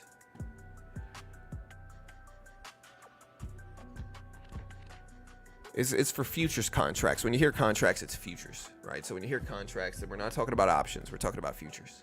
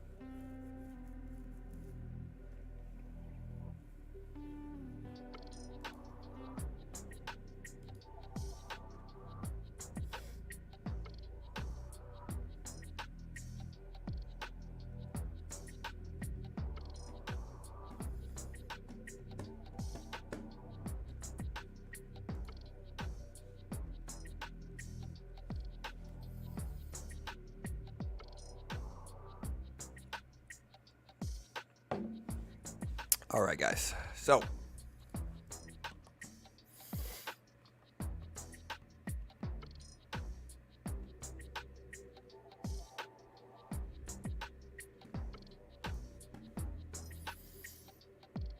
AGR, is it going back to 10 cents anytime soon? I'm not sure. I hate terrible penny stocks. I never trade them. I don't buy them. I don't invest in them. Most of them are terrible and never going to do anything. So yeah, I have absolutely no idea what it's going to do. I would just be careful with it because most penny stocks are terrible companies that aren't going to do anything ever.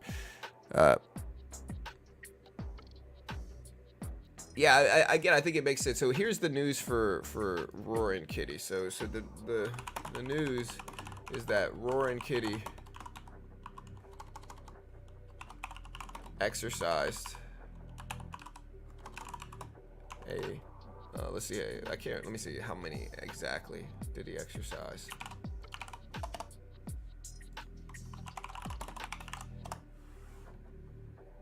Yeah, so the news today, chat, is that Roaring Kitty exercised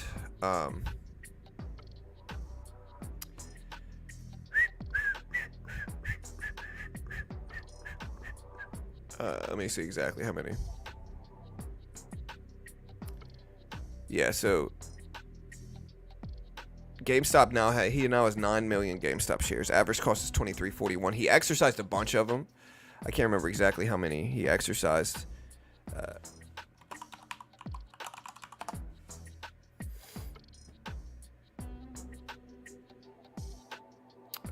Yeah, exercised 4 million shares yesterday, which they have until the end of the day, is the speculation.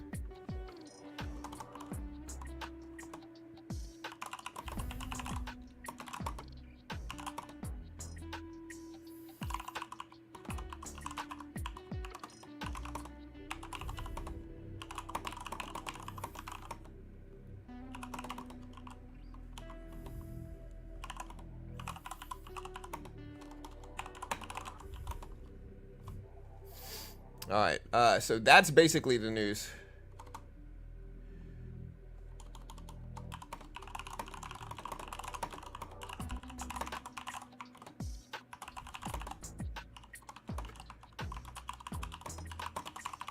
Yeah, so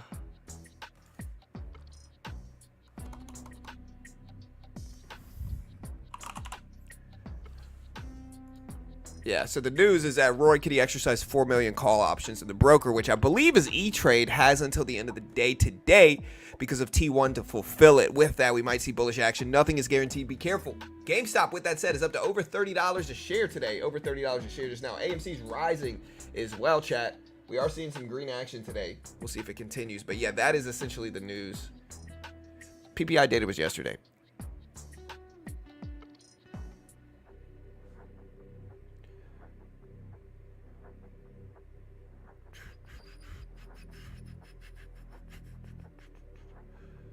How do I get what price to yellow? What? You're probably looking at the 200 EMA is what this is. I don't actually have a yellow price. This is the, you're probably talking about this, but none of them is yellow. We're at 540s right now, 540s.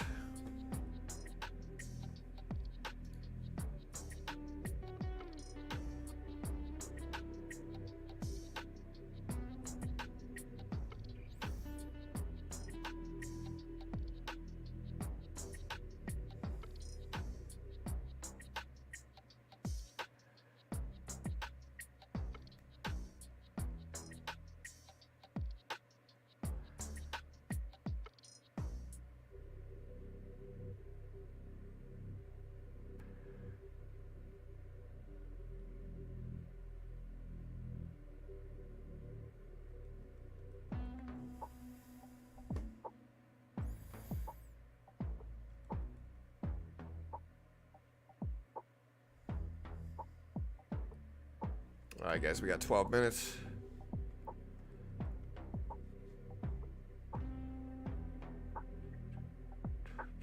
Yeah, he exercised the options.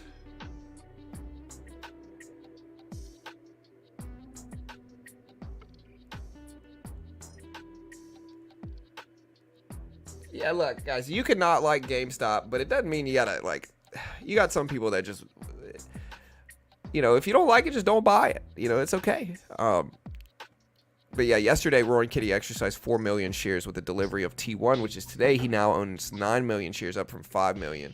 And so that's the news today. That's what could cause GameStop's run, and that's what is moving GameStop up this morning, along with AMC. AMC up to almost 530s, right around the high of pre-market. So AMC's trying again today as well here, chat. We'll see if it happens. So yeah, Roaring Kitty sold about 80,000 call contracts for $70 million yesterday. He exercised 40,000 call contracts to receive $4 million, or no, 4,001,000 shares of GameStop. Sorry, he now has 9,001,000 shares and 6.5 million in cash. The market maker needs to deliver the 4 million shares by today, due to T1 settlement by market close, possibly by the close of after hours. Is what essentially is people are speculating on. That's why, again, GameStop is up. I can't guarantee any of this to be true. This is what I'm reading online.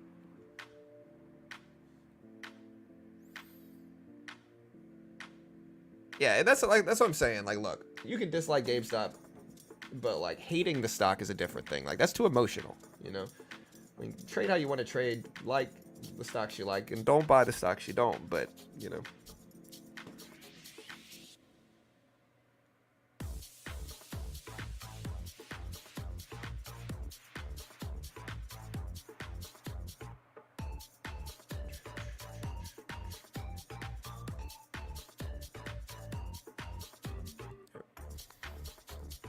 yeah. So.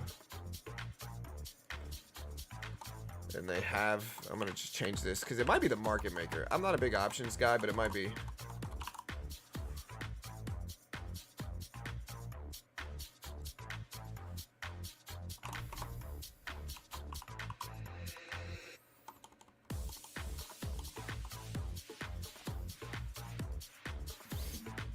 All right, so again, we kind of see also the SPY bouncing right at the 200 EMA. Nvidia starting to run. GameStop still well over the previous close, the 200 EMA and the volume weighted average price, all around the same little spot here, which is a great sign and great news here. They're all right around the same spot. Let's see if it holds. Yeah, Adobe with good earnings just flying up a ridiculously large percentage here for Adobe, man.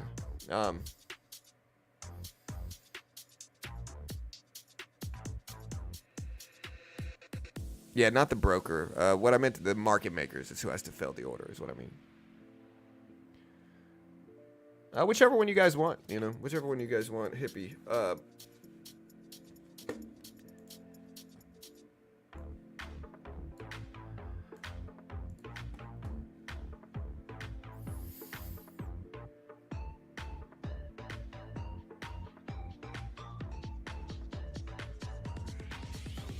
Yeah, the market maker Wolverine is who's speculated to be in charge of it. Yeah, I'm in Shopify.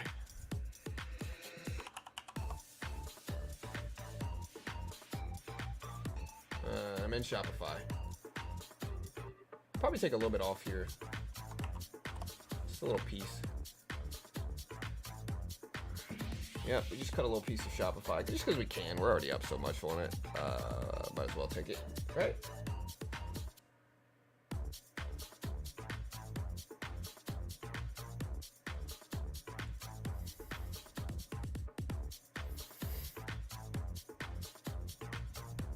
Yeah, I'm not talking about Adobe saving the market. I'm just talking about Adobe being up today. I'm going to take a little profit. All right, guys. It's time.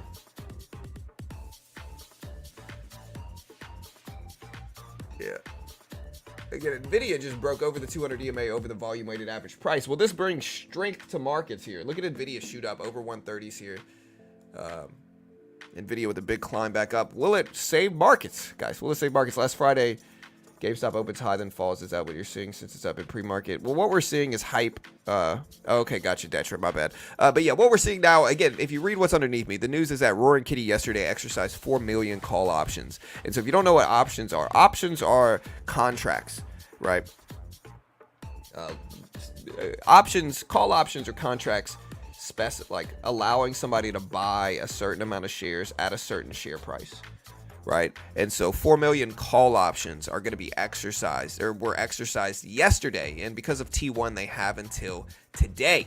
I think they're speculating that it's today by either the closing bell or the close of after hours to fulfill this order. When all those buys come in, again, 4 million shares exercised, 4 million shares exercised. When all those buys come in, we might get, a squeeze is what they're speculating. Again, I can't say it's going to happen. I can't say it isn't going to happen either. I'm in GameStop. I'm in AMC. I hope it goes up. We'll see what happens. We're watching. We're waiting. Tesla's up a lot over the last few days. Elon's pay package, $56 billion, was approved. I tend to like Tesla. I like the stock. I think, I like Tesla for a lot of reasons. Number one is I don't think they're really close in terms of the only other competitive EV companies are legacy brands that are also branching out and doing EV. Outside of that, I've said this once, I'll say it again. Most up and coming EV brands are going to fail. Most of them are going to fail. Mullen, whatever up and coming EV brand, Mullen, Polestar, Rivian, Lucid, most of these brands will fail, chat. They just don't have enough customers that are interested in buying them. And again, I give you guys the same argument every single time I talk about it. But the thought experiment you need to have if you've gotten talked into buying an EV brand is, does it have enough customers? Take yourself outside of the stock market and imagine you never traded stocks and you had to buy an EV. Would you buy a Lucid? No. Would you buy a Rivian? Probably not. Would you buy a Mullen? Of course not. Would you buy a Polestar? Probably not. Okay? So, and that's most people. And so they don't have the customer base to succeed. Tesla is light years ahead of all of them in terms of sales, cars, earnings, everything, customer base. Tesla's light years ahead of all of them. Now, there are some risks for Tesla. Specifically, Elon needs to stop being so outspoken politically. He's creating enemies, and I'm neutral politically. I don't care about any of that stuff. But when looking at company health, Elon's behavior is risky. It's risky. He's being way too outspoken politically. I think if you're selling things to consumers, if you're selling things to the general public, you don't want to ostracize 50% of your user base by political bias, right? You got to be neutral. You're selling things to customers. People are pretty split down the middle politically. And so if you get super outspoken on one side, guess what's going to happen? The other side's not going to buy your stuff. I just don't know if it's smart business. But, again, they're still doing well. I think that's the biggest risk. The good thing about Tesla is that Tesla is on the forefront of FSD. And I think FSD is absolutely the future. I think in 10 or 15 years, nobody's going to drive themselves. Nobody's going to drive themselves. Cars are going to park themselves, drive themselves. And I think if Tesla if Tesla does it well, they will be at the very front of that, and that will prime them to succeed long term using AI, using FSD. I think if Tesla stays in front of that and they don't ostracize their potential customers, I think Tesla will do okay. But again, it's not 100%. There are risks. I think, again, Elon needs to stop talking about politics. He's discouraging people from buying his stuff. And yeah, again, that's just me.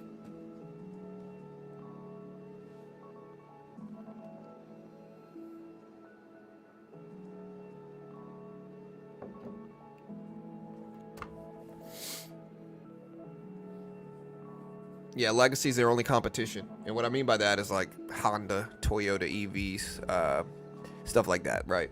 Like Lexus EVs, like legacy automotive brands that are branching out and doing EVs. That's his biggest competition. And again, it's a legit competition too, because they already have the user base.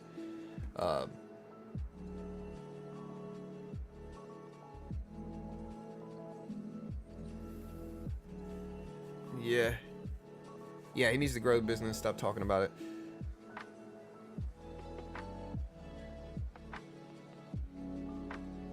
I want better alternatives. The Fisker Ocean looks so good. Lucid looks amazing. Yeah, I mean, but again, the real problem stems from most people, unless they've got a big bankroll, like unless they've got a lot of money, kind of FU money, most people are not going to spend 50 to 100K on a relatively unknown EV brand, right? Like smart people understand the risks of doing so. What are the risks? The risks are that you're buying a brand that's relatively unknown. If you run into problems, who's going to fix it? Who's going to know how to fix it? What's the customer service like? Like, there's a lot of question marks regarding buying brands like that, and smart people just generally don't waste their money unless they just have enough money to where they don't care, right? Which is not enough customers to prop their businesses up. It's one of the reasons we're going to see these up-and-coming brands fail, is because, again, Mullen, just not enough people care about a Mullen vehicle. Same thing with Polestar, even though I think Polestar might be related to a legacy brand. Rivian is a little bit better. Like, I see Rivians driving in my area, and they're pretty cool. I like Rivians. But again, whether they succeed is a question mark altogether as well. So,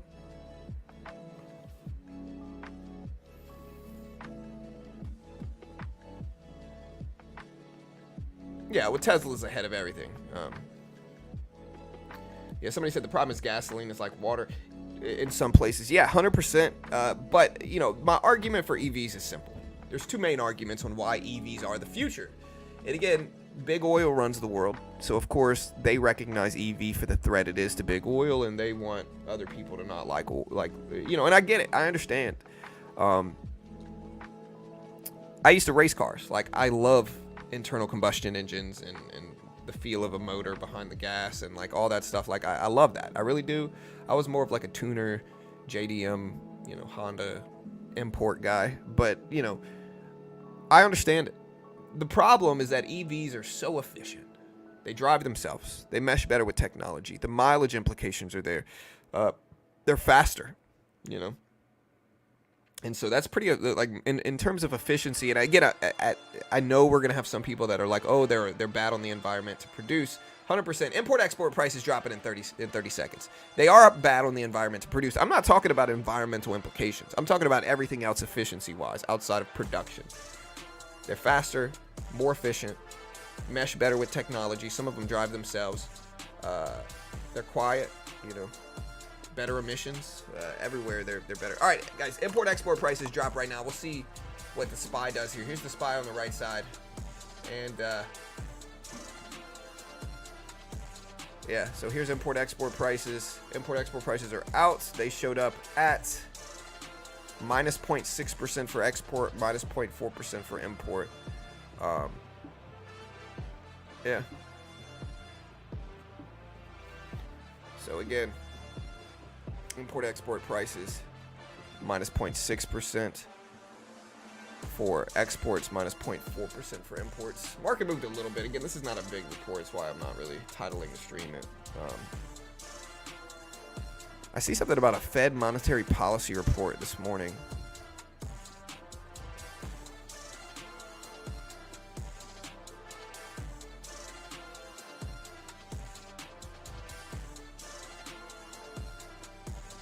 Wait, we don't have Jerome Powell speaking today, do we?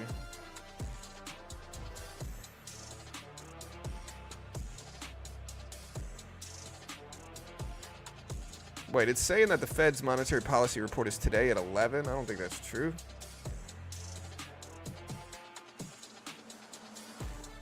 Let me check.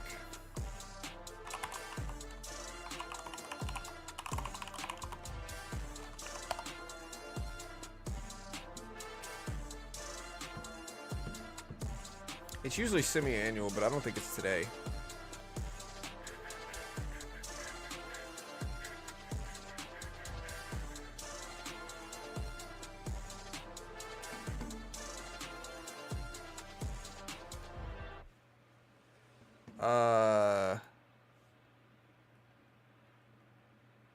Yeah, usually we get a monetary policy report, but it's not today.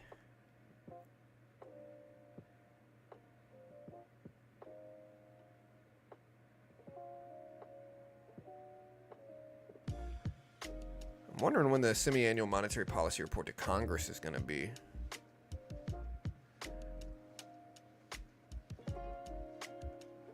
Yeah. Shows Fed speaking at 11, Goolsbee and Cook.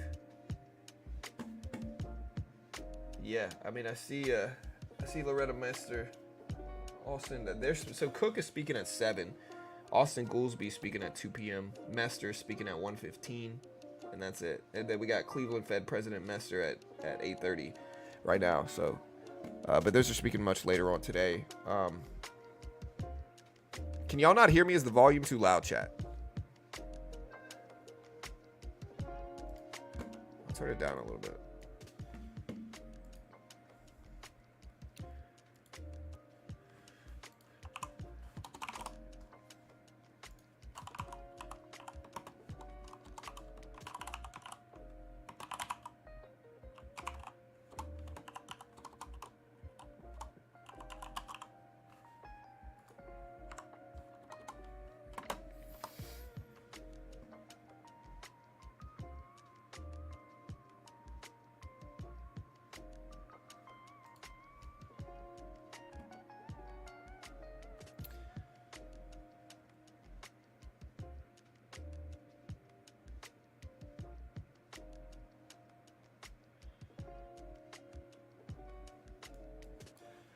Yeah.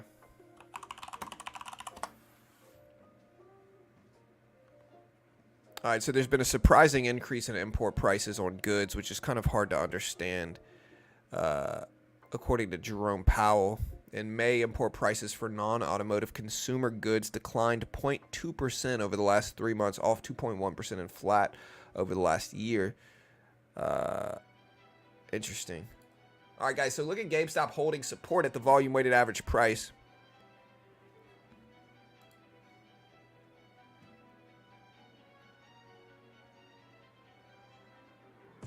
I was hoping Powell would speak.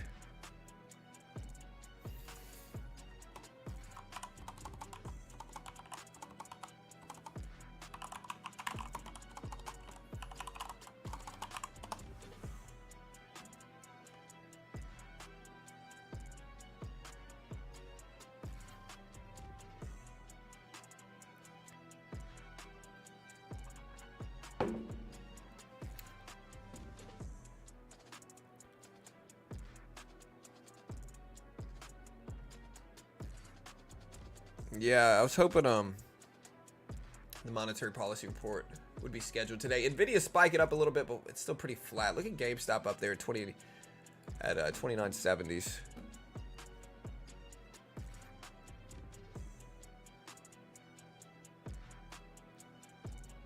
Will we movement today? Who said that?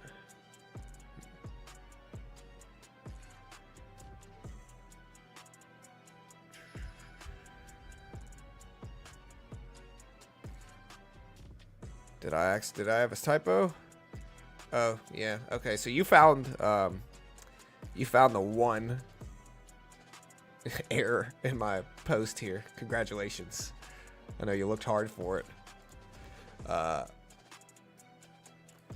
I meant to say is, will we get movement in markets today?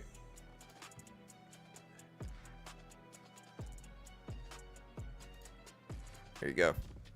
Done. Fixed. Again, GameStop's still about to go.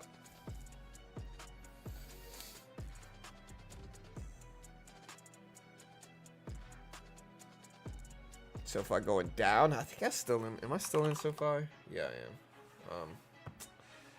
Very small position, but Nvidia's still back up at that top of the range here. I don't know what to do with this. We're just kind of sitting tight waiting. I don't know what to do with all of this stuff here.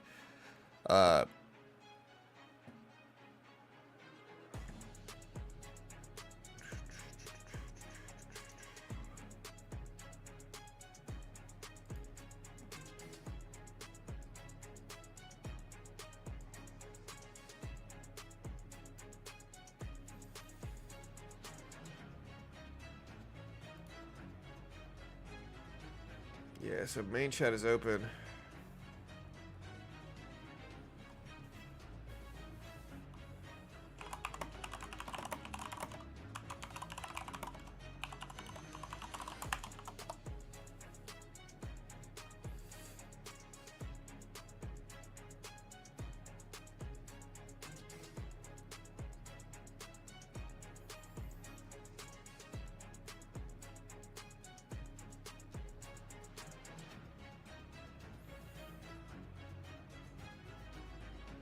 Is the discount still on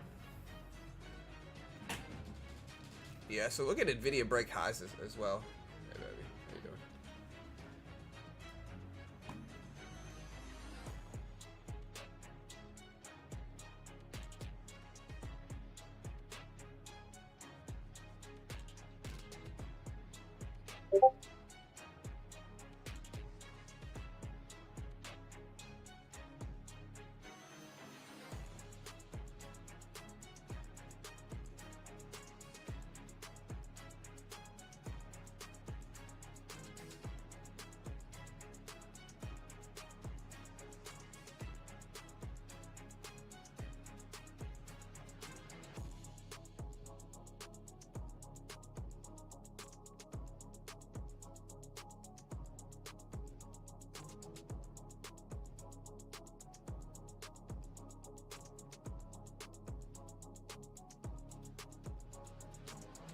All right, guys. Sorry, I'm back. So, yeah, GameStop's still sitting at 2950s. Will it hold? Today, chat. Will it hold? GameStop sitting right at 2950s. Nvidia up to 130.40s here, chat.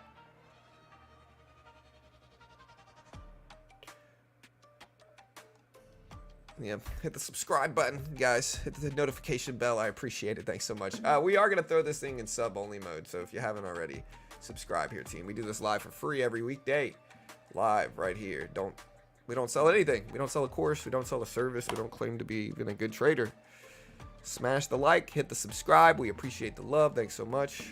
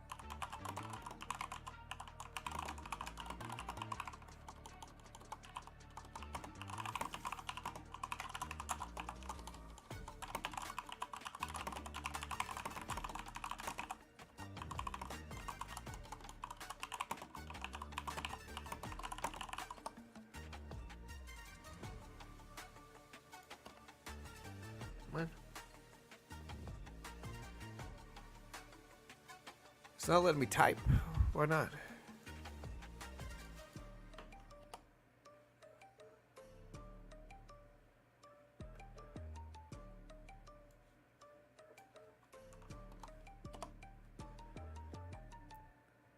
Did they really ban me, bro?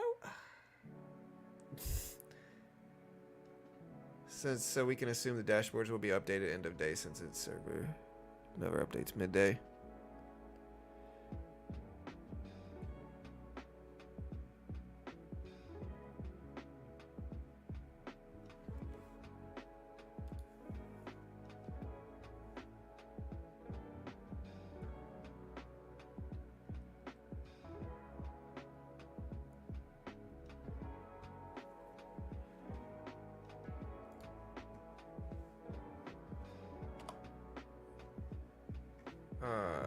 I'm confused.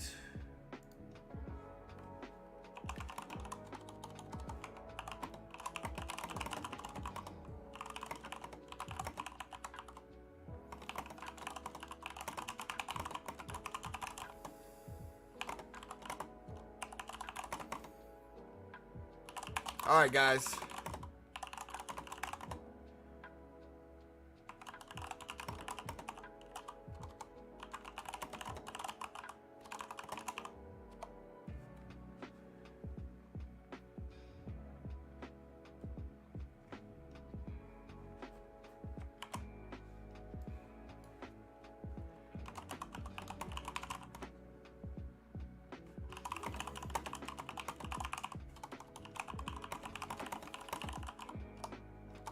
I guess you can't type very much.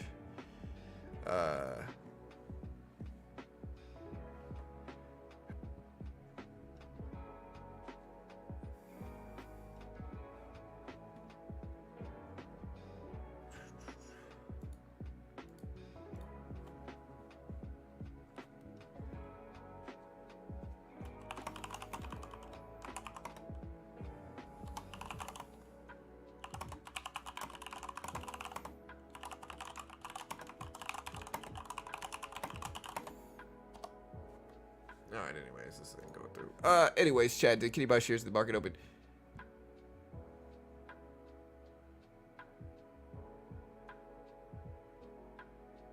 Yeah. Hamzat pull out. Yeah, Connor's out. Hamzat is out. Honestly, dude, I'm just glad they told me now before I bought UFC 303. It's just unfortunate, bro. It's just unfortunate. Again, Hamzat out, Connor out. Disappointing, but it happens.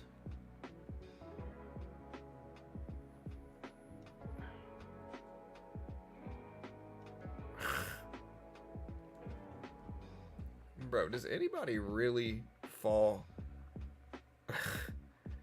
Does anybody really fall for these stupid text messages like, oh, let me click this link because UPS is having trouble shipping my stuff. Let me click the link. I bet you, does it want my social security number as well?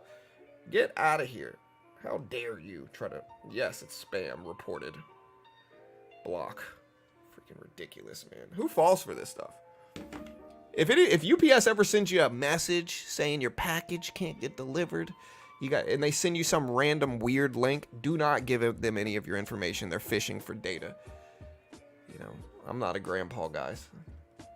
It's just ridiculous. Darwinism to a certain extent, no offense.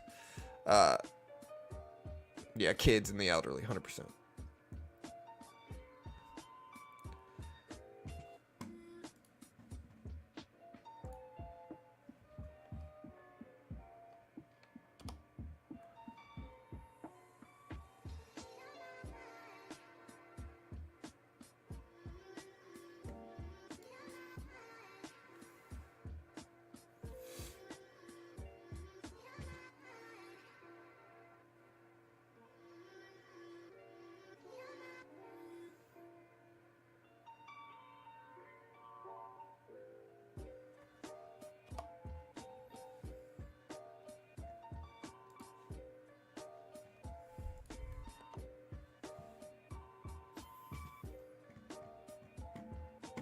Yeah, happy early Father's Day to all the dads out there.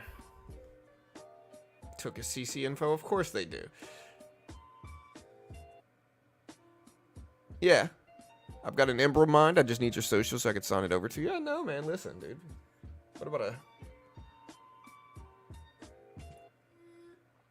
You're not a prince from Dubai that just needs my help. You know, you need me to quickly send you $400 in Amazon gift cards to save the world? Yes. That's the one that hits me the most. Like, hey, we need your help. You know, it's like, okay, we need you to send me $500 in Amazon gift cards. All right, it's very important. You know, the funny one is like, hey, we're the IRS and we're coming to get you.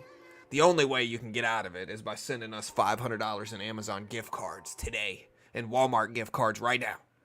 You know, ridiculous.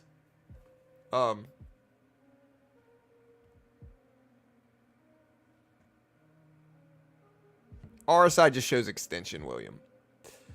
So,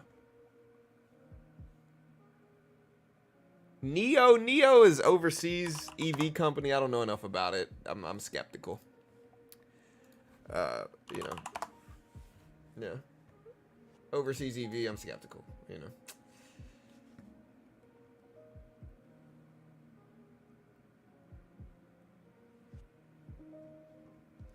All right, GameStop now bouncing right at that previous closing price. Again, we got about 45 minutes until the market opens. We'll see what happens. I'm ready for it.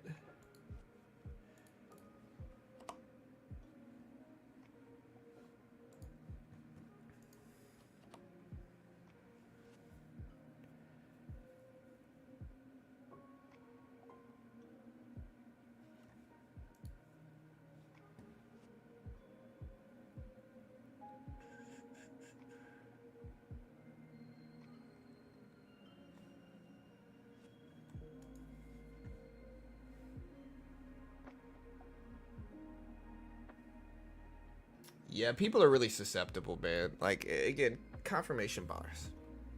I say that word a lot, and I know I say it a lot. But it really does catch most people. Like, confirmation bias is one of the most misleading things humans have to, you know, deal with. You know, because, like, people, the more people want to believe something, the more susceptible they are to getting taken advantage of. You know, you see this a lot with, like, catfishers. You know, there's a... Again, I was watching a couple catfish episodes. I've talked about it before, but they're hilarious. You know, you had an old biker lady that left her husband because she thought that Johnny Depp was talking to her online and it was really him, and he just needed her to prove her love to him by sending him $1,000 in Walmart gift cards, guys. Johnny Depp, you know, prove your love. A love test. A quest of love. And she fell for it because, listen, you know, it's got to really be him, guys. Again, like I said, it's kind of Darwinism to a certain extent, to be honest. Like, if you fall for that, you know, you're going to lose your money somehow if you fall for that. You know, might not be from that, but you're definitely going to lose it somehow. And I think that's what scammers take advantage of. You had another guy who, bro, and again, I think sometimes narcissistic people are the most susceptible to it. Like, dumb narcissists. Like, low IQ narcissistic people are probably the most susceptible to scammers. You had a guy who deposited money into this crypto portfolio, right? He must have fallen for one of those crypto scams. And, like, they put a picture of this pretty girl as the customer service representative, you know? And so she, like, talks him into depositing, like, $20K. You know, pretty quickly, within like a week, she's like, hey, sir, we took your $20K and now it's $120. And he's like, oh my gosh, you know, you just made me like 400 or 500%. Like, this is amazing. You know, and then she's like, oh, and you're cute. I like you. And he's like, yeah, look at me. Player over here. Look at me. I've got game. And she keeps just kind of telling him what she wants to hear. Like, oh, you're so handsome. You know, we could take this money and run away together. And he's all into it, man. He is just super into it, just loving it. You know, he's telling everybody like, yeah, you know, I do look good, you know.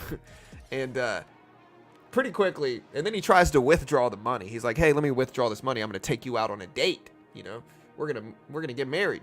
And she's like, okay, but before you withdraw this money, you got to pay taxes on it. So send me another $20K right now beforehand so you can pay taxes, and then I'm going to send you this money. And he's like, okay. You know, and then she kind of does a variation of that again, like, hey, You know, the tax people are all after me. You know, we got to send them more tax money to get it. And she just kind of milks this guy all the way, telling him how handsome he is, how great he looks, you know, how smart he is for investing. Like, ridiculous, honestly. Who's fallen for this? This was not an old man either. This was like a 35-year-old, 40-year-old man. Just ridiculous. I don't judge people if they're freaking, like, if you're 80 years old and you fall for this. Again, that's just an inexperienced person with technology. They just don't understand. But if you're my age and you're falling for this, you know.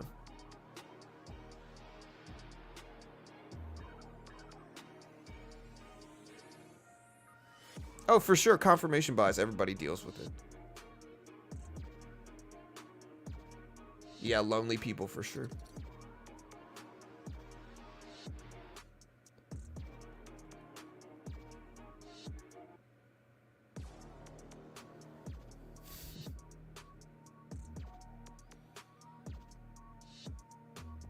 Elon Musk needs your help, yeah. Nvidia at 130s here, guys. 130s.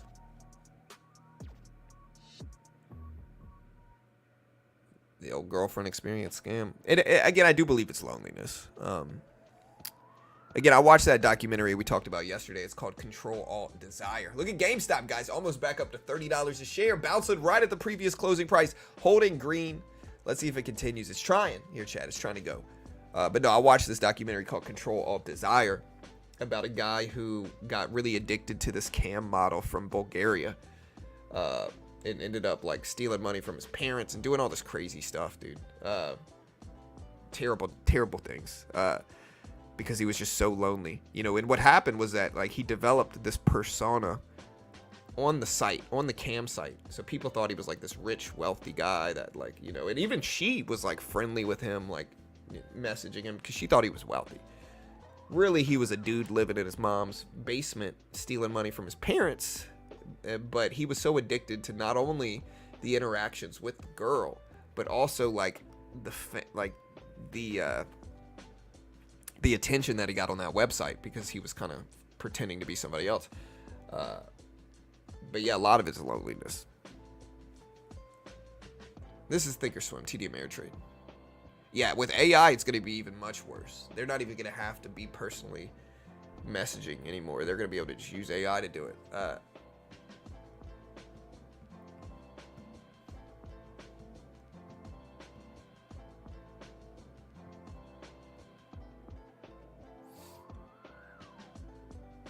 there any decent apps for volume of trades? Well, I mean, you got trade volume right below most people's chart here. Like, look, here's trade volume.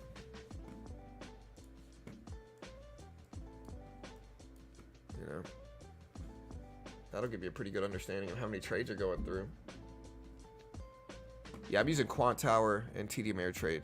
Or no, not TD Ameritrade, Schwab now.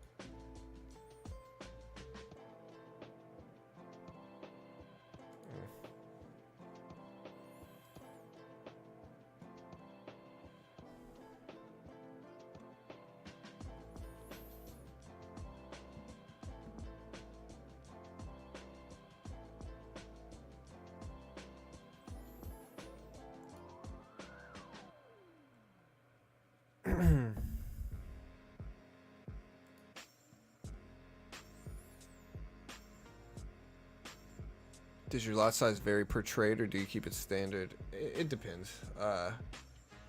It varies for the most part depending on the account I'm using.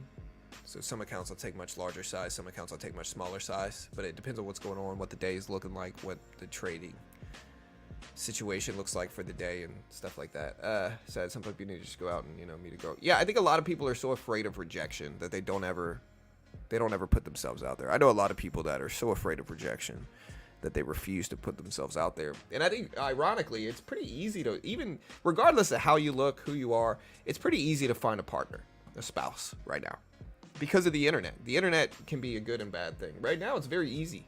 Like these dating apps, you know, Tinder, like, it's pretty easy to rejection-free find a partner that you're interested in.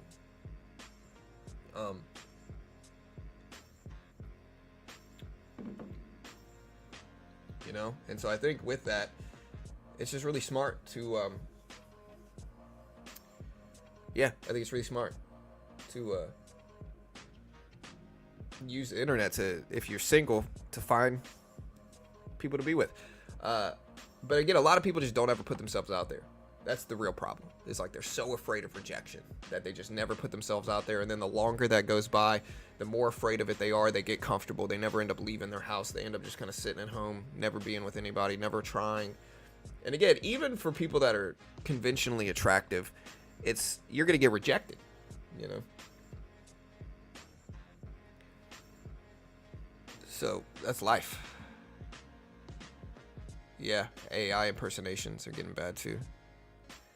I'm using the 200 EMA and the volume weighted average price on my charts. You can see the 200 EMA down here. It's the yellow line. I'm also using the previous closing price right here, which is what you can see, this previous close. This is the volume weighted average price that we're looking at as well. So previous closing price, volume weighted average price, 200 EMA is the yellow line.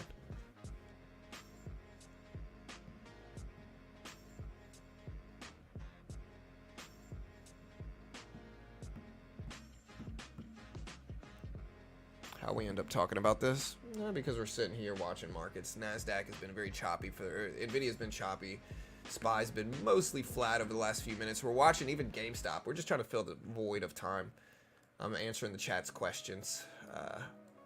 And so we're just kind of talking about random stuff because it's interesting. We'll talk about whatever here. Again, we're not going to be able to talk about only the stock market 24/7. It would get really, really boring in here really, really fast. And so, of course, we're going to talk about other stuff, business, life, you know. That's kind of how I'd like to do it.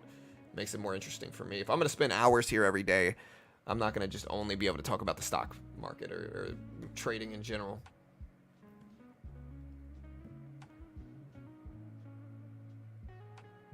Yeah, I like the 200 EMA because the 200 EMA is a long-term moving average that a lot of people watch. So the fact that a lot of people watch it make it more valid.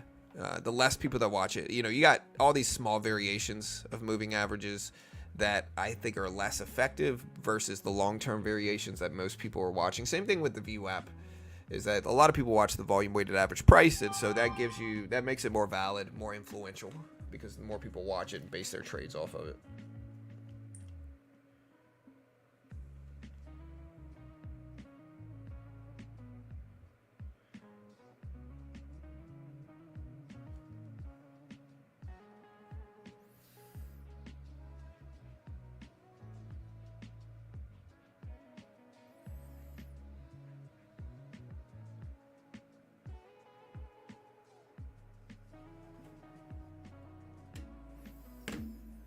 Everyone has their taste. There's someone for everyone. Yeah, for sure.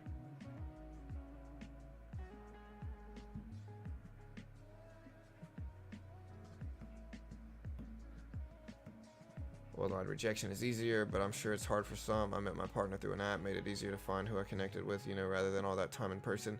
Yeah, I mean, it just did. That's why I like to stream, yeah. I mean, that's why we try. We try to keep it diversified. But no, I think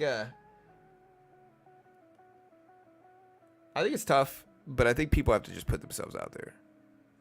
I think the longer that goes by, the more people stress about it. And so, or the harder it is to put themselves out there. But I think it's with anything. You got to kind of slowly condition yourself to get better and better and better. Like the reality is, like, the biggest way to understand it is, like, it's not the end of the world if you get rejected. And I think to some people that's what they fear the most is rejection, but it's not the end of the world if you get rejected. Everybody gets rejected. who cares if somebody doesn't like you? There's going to be somebody else that does. And if you put yourself out there enough, you're going to find somebody. And that's better than not having anybody. Most of the time. That is.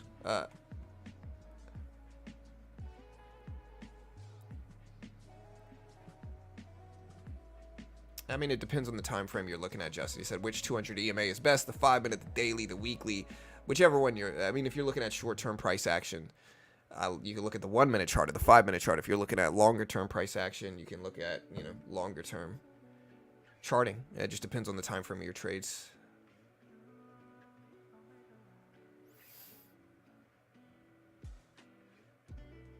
I reject the rejections. I reject you rejecting the rejections.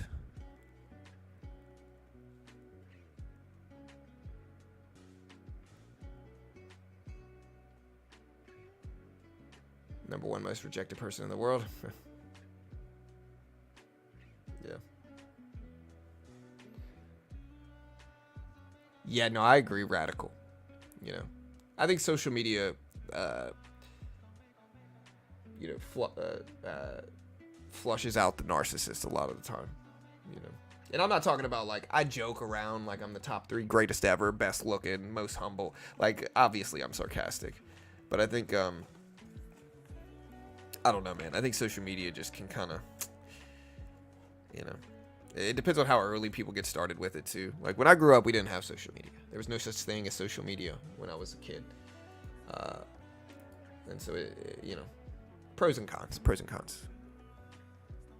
I had to go to a doctor to get some blood work done yesterday. And when I was at Quest Diagnostics, I scheduled the appointment and walked in, and it was packed. There was a lot of people there. And so I scheduled the appointment. I walked in, and the whole office is filled, but I scheduled my appointment. And so most of those guys are walk-ins. So they're sitting there waiting for hours sometimes. And so I walk in and I scan my ID, and pretty quickly,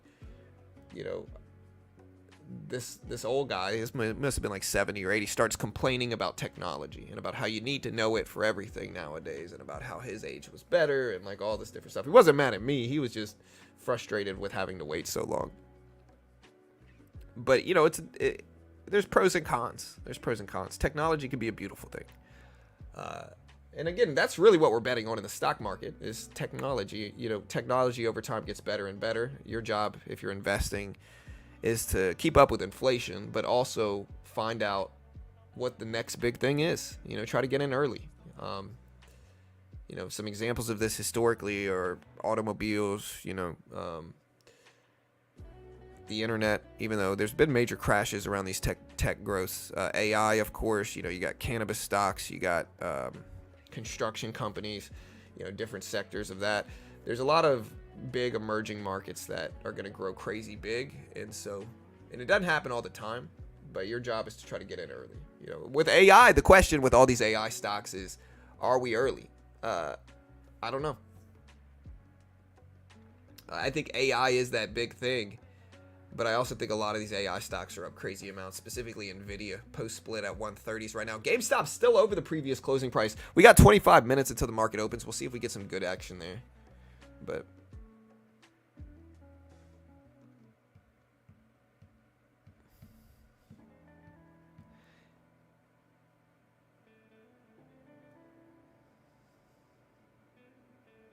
what do you think about investing into the industry behind the AI industry, e.g. Industries is in the power demand of global infrastructure?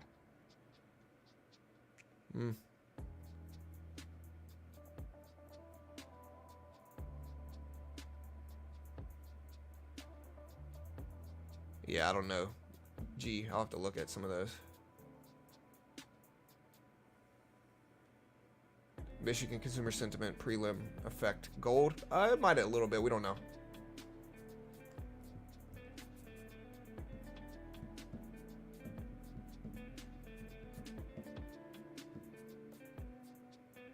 No, I don't use leverage personally. I don't need to use leverage. I got enough equity to not need it. But yeah, because I think you got to understand. So everything comes in waves, right? So when markets move, they move in waves. When you invest in anything, you're gonna get movement like this long term. Long term, that's the movement you're gonna get, is movement like this on the screen right there. That's the type of movement you're going to get. And so if you take too much leverage, if you overextend yourself, you could stop out of the account and the account can be gone on these pullbacks. And so the point of this is to take small enough size long term to where you're not going to get stopped out of these right here. You're not going to get stopped out of these pullbacks. That's the hardest thing to do. And so if you take too big of size, you're going to end up getting stopped out on these dips. And so I don't recommend investing with leverage. I think only invest with money that you have so you can know and follow it easier as well. Are we early on AI? My guess is this, okay? I think we have AIs run. Now, my guess is that we might have a pullback like this, like a big pullback even, that might drag the market down. But that long term, we are going to go to do something like this, I think AI is that big thing. I think AI, it's a powerful technology. And it's going to grow every industry for the most part. It's certainly going to grow technology in an exponential way, in my opinion, just because it makes it so much easier to produce tech. Anybody can produce technology now. You don't need to know how to code, program, anything like that. You can have AI walk you through how to set it up, how to build things. And because of that aspect, it's going to cause a crazy amount of growth in technology. And so in that regard, I think we're early, because I think we're still on the forefront of that. Imagine how much AI has gotten better over the last year. Now, extrapolate that over the next 10 years, and it's a crazy amount of innovation that's going to go on over the next 10 years. And again, in that logic, I think we're early. But anything could happen, and again, NVIDIA could crash down. I think the biggest risks of the stock market right now I think the biggest risk is if NVIDIA and other AI stocks correct 20-30% and drop. I think that's going to drag the whole market back down, and that might spark a crash or a correction. Still, I think you have to look at it under the lens of 2000. In 2000, we had the dot-com crash where a lot of internet companies IPO'd. They weren't making money like that, but they got crazy wild valuations, and they ended up going crazy and flying up. And then around 2000, 2001, the check came, and a lot of them ended up crashing back down. It was actually one of the larger bear markets in history, because we were down for years afterwards, years and years and years of bear markets afterwards. And then we hit 2008, and then we corrected again. But the parallels with today, I think, are interesting, because I think when you look at it in hindsight, the internet was that big thing. The internet was that crazy big technology, that interesting, it was a valid technology. It really was crazy influential over the future. Obviously, in hindsight, the internet was, even in 2000, it was early for the internet, I guess is the point. But we still experienced a really long-term bear market after 2000. But over the long run, when you zoom out longer than that, we're still up. We're still up a ton from it. And so I think that's the lens you have to look at AI under. I think we might get a big correction, a big pullback. But if we don't, great. But I think we could. And if we do, I still think it's going to go up long term. So I just think don't overextend yourself in anything and take calculated risks.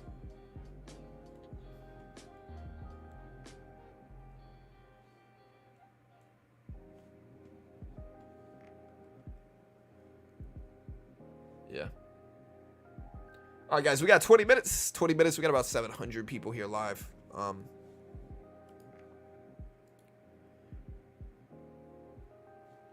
Let's see what happens.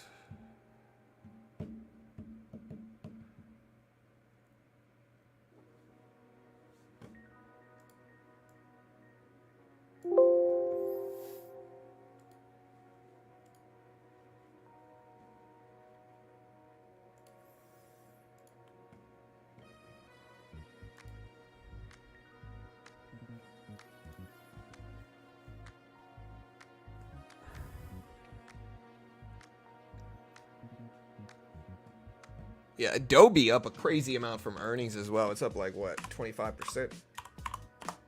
It's up from 450s to 530s. Yeah, it's up roughly 25%. A little bit underneath 25%, but still a big gain here for Adobe.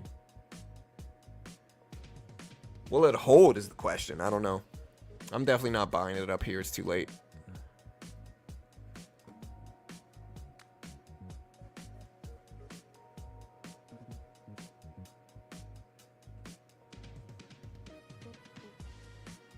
I'm on Nvidia now and about 100% ROI, and I can't resist taking profits. Yeah, I mean, first time hearing such a thing from you? Well, then you haven't been here very much. We've been saying this a lot.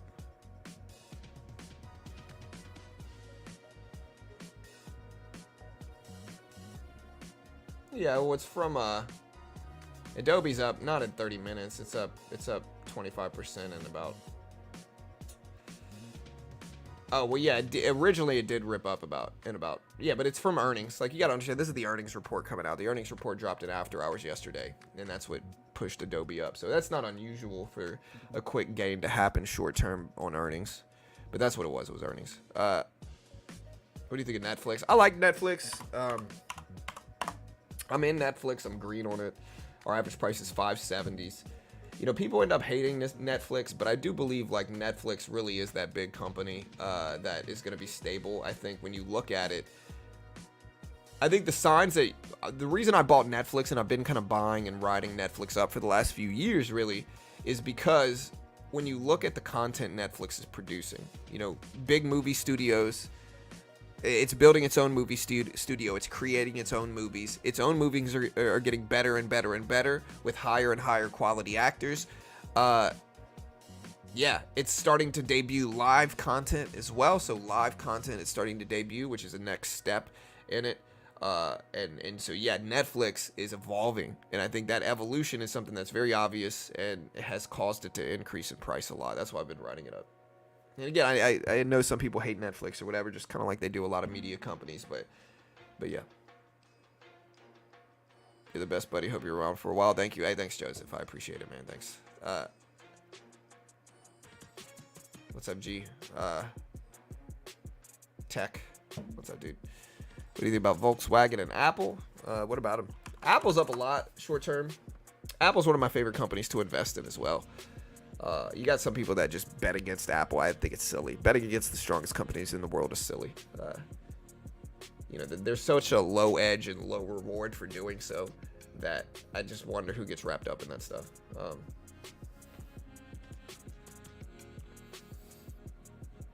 Yeah, for sure. Max is better than Netflix. It's subjective. Chocolate cake's better than strawberry cake. But other people might argue against it. It doesn't mean either one's right or wrong or factual. It's just subjective opinion. Max is noticeably smaller than Netflix.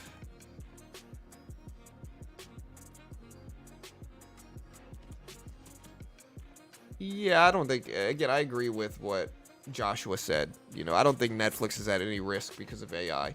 AI, it's not going to replace Netflix. It'll just make it better. Again, it'll cause more production and content will grow from there, is what it will be. It's not going to hurt Netflix. It's going to help it.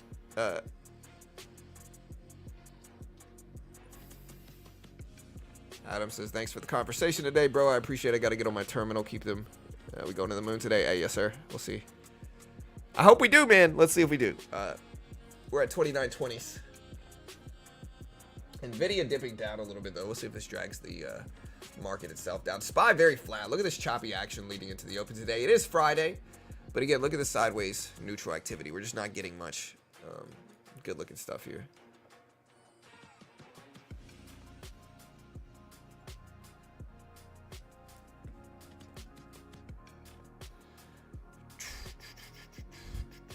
Yeah, again, if you haven't already, check out Apex. If you want to day trade with me, we're going to get ready to day trade with me. I haven't really day traded yet today,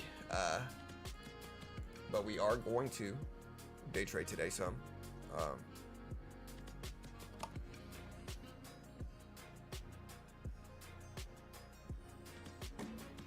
Let's get Trade Evade out. We've been trading on this one. We're actually up with some already today on Quant Tower is what we've been trading on.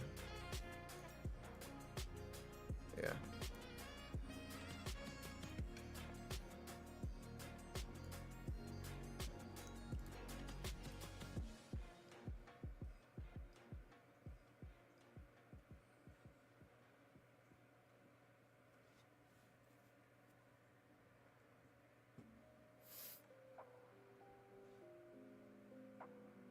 Take Two Interactive.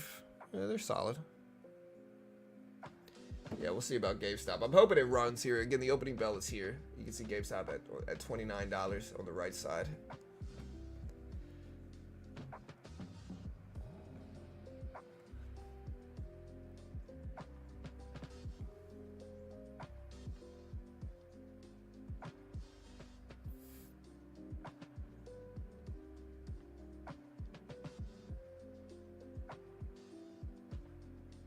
I'm so excited for House of Dragon. We've been watching it with my daughter. Let my daughter watch. She's never seen the original Game of Thrones, but we're watching House of the Dragon with her, and so yeah, she's into it. We got 3 more episodes. We're on episode 7 now, which is where it gets really serious on House of Dragon too. People didn't like House of Dragon, dude. I loved it, man. I loved the first season. It's great. I'm super pumped for the second one.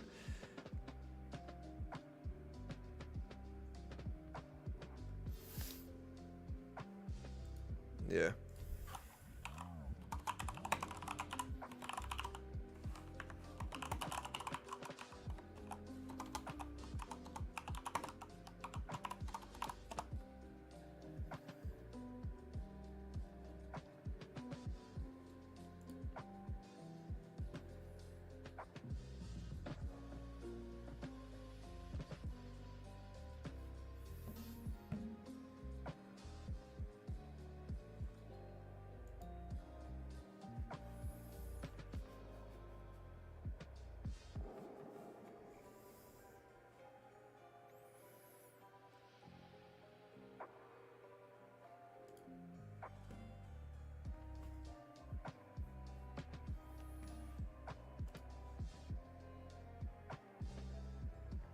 Yeah, I'm trying to wait for this semi-annual monetary policy report to Congress.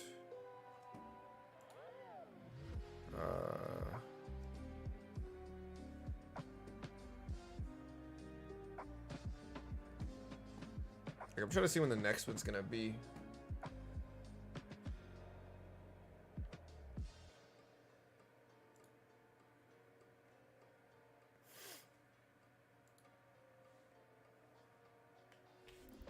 Usually the last one was June 21st.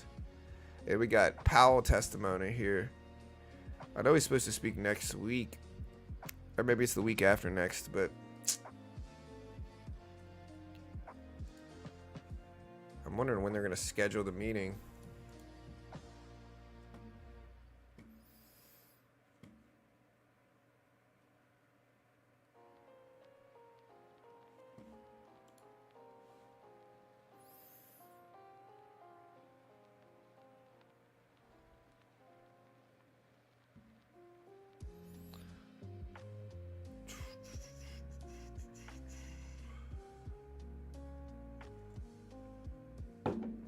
Yeah, I know a lot of people were saying the monetary policy report was today. On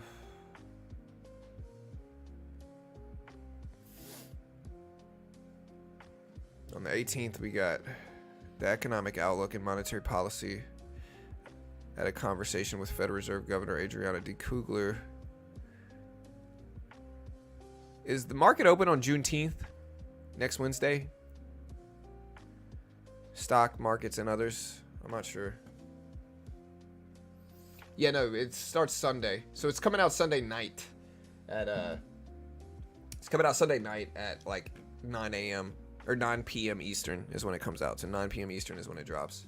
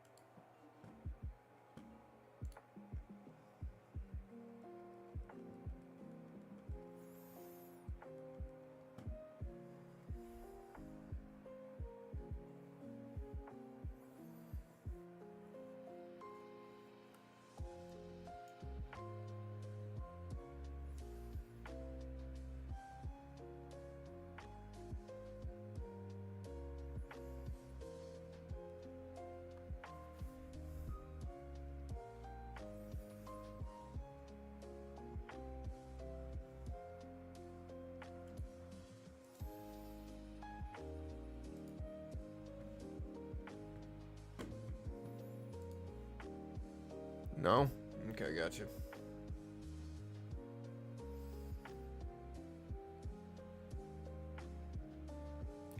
Yeah, the last season of Game of Thrones was a disappointing thing, but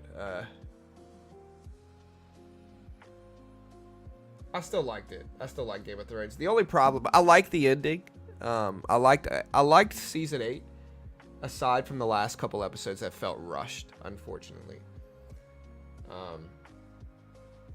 I also thought they kind of botched what happened to... I'm not going to give any spoilers. I thought they botched what happened to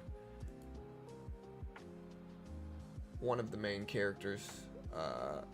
Probably the main character. I thought they botched what happened to them. And I thought they gave the crown to, you know...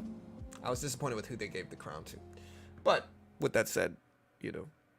In D&D, we're supposed to get a job at Disney with Star Wars, and then after the botched Season 8, they lost that, which is good, man. They ruined the freaking best show ever. It was like, Game of Thrones is literally the greatest story ever that I've ever seen, personally. I thought it was one of the greatest stories you've ever seen. And they botched the last season of it, which should have been the most important, but it's all good. Bad writing. But again, that's why I think House of Dragon is going to be even better, because I think they learned from their mistakes. They're not going to make the same mistake twice. All right, guys, NASDAQ's pushing up. GameStop's still sitting right at the previous closing price, right at 29. It kind of looks like a flag pattern here for GameStop, though. So here's GameStop. There's NVIDIA bouncing right off the previous close. Yeah, so I got my dad a gift for Father's Day. I got my dad this.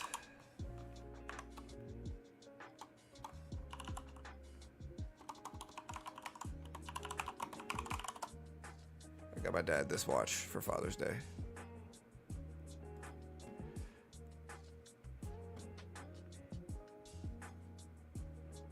It's probably... Again, it's kind of like a retirement / Father's Day gift to him. What do you guys think of it?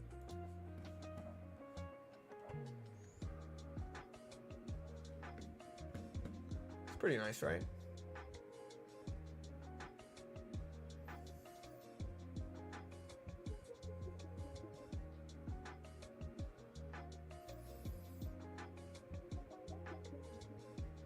The author never finished the book. Yeah. So I got him this watch, Omega Seamaster. Pretty cool.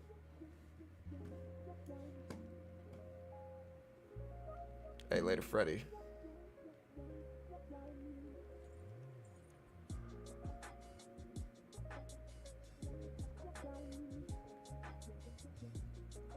Yeah, I shipped it to him, but I was worried about shipping it to him. I had to do signature confirmation and everything. I didn't want to ruin the surprise, so I kind of told him. I was like, hey. I was like, yeah, we accidentally did signature confirmation. You got to be there to pick it up. And he was like, ah. And then he got it, and he was like, and I called him, and I'm like, did you get it? And he was like, yeah, we got it. And I was like, did you open it? And he was like, no. And I was like, go freaking open it. He was like, but I'm waiting for Father's Day. I was like, nah, man, I don't want you leaving that box sitting around somewhere. Go open it now. Super Micro Semiconductors. Yeah, pop it up a little bit. You know, honestly, I don't trust a company like this, though. I know this company much less than NVIDIA. I'm not against Supermicro. I hope they go up. I'm not in it personally. I think it's simply too extended short term for me to want to buy it up. Even if AI does become the next big thing, I would rather bet on established like companies that I know. I'm not saying Supermicro is not established. I just don't trust it. I don't know it well enough to buy it. I only buy companies that I know and understand, and I don't really know and understand Supermicro Semiconductors outside of it's an AI related stock that's benefiting from AI and NVIDIA. It's way too risky. I know some gamblers might like it, but again, I'm not one of them.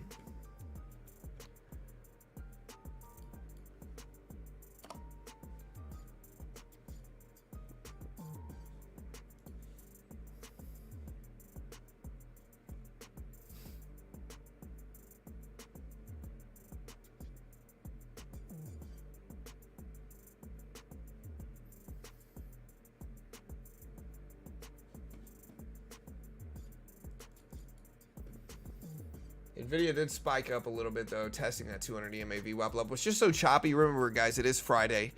Remember what that means. It is Friday. We might have sideways, choppy, neutral, boring action today. It doesn't mean we're going to get crazy good gains. It is sideways potential day today, being Friday. So just be smart. Be careful.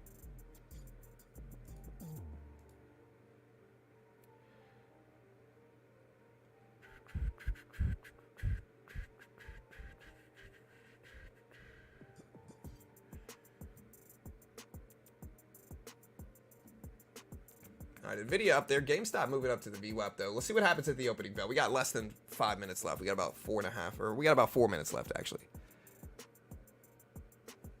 So far, it has to be the saddest stock out there. Yeah, I mean, listen. I always tell people the same thing regarding mid caps. Invest in mid caps with anything that you're okay with losing, because nothing is for sure in mid cap territory. I think the problem a lot of traders lose money in swing trades and investments is because they treat mid cap stocks like they're Apple and Amazon and Google and Walmart. You know, these are not established legacy companies. You know, so when you buy something like SoFi, which is a new, really hyped up company, there's always risks. There's always risks. You might do really well, or you might lose 50 or 60% on the year. And if you invest in it like it's the next Amazon, or like it's Apple, or like it's Walmart, or whatever, you're setting yourself up to lose money. And so again, when you invest in companies like this, be smart. Do not put everything into them, because then you're going to potentially lose 50% of what you have. And it's not smart. You know, diversify into enough companies and trade small enough in these companies to where it doesn't affect you, and you can let long-term play out. You know, that's the problem, is that people, they don't have that much money, right? And so instead of buying less shares of established legacy companies that are obviously going to do well, they end up buying more shares of these super overhyped companies like SoFi. And I'm in SoFi. I want it to go up. I think it could go up long term, but again, it's down big, and you know, you got to understand it's not Amazon, it's not Apple, it's not Walmart, it's not Ford, it's not established companies. And so it's not a shock when it drops from 1170s down to 680s, you know, big percentages. It opened up at 10, it's down, you know, 30+% on the year. It's just, you got to be smart and understand these are not legacy companies. You know, you can invest in them, you can try to ride them up. Do not treat them like they're legacy companies, because they're not. And that's the lens you should look at every major, or every overhyped small, like medium cap stock that is pretty new.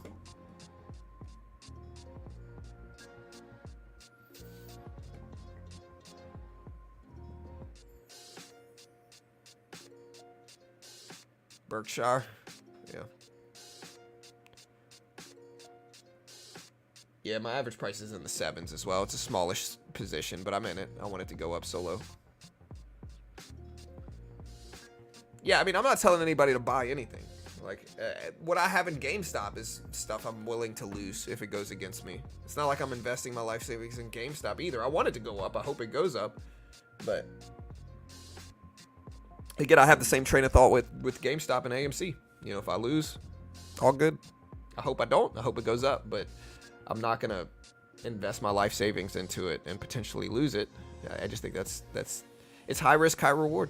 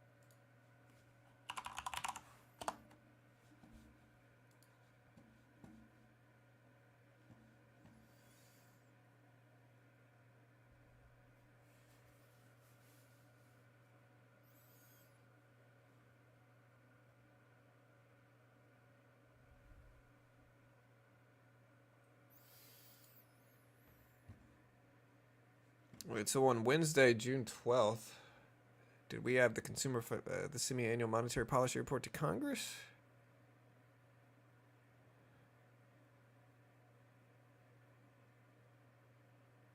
I don't know. All right, guys, we got the opening bell, and you can kind of see Nvidia moving up, or Nvidia flat. The Nasdaq is bouncing up. GameStop testing that low at 29, man. The music stopped.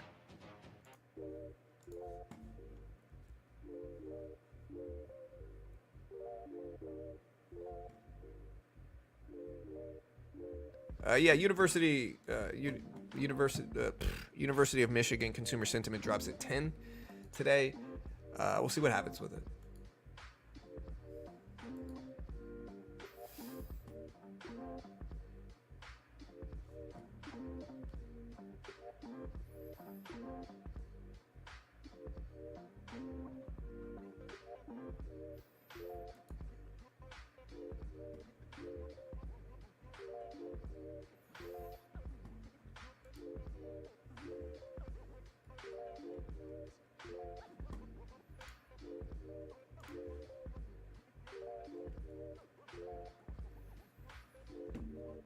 All right, guys.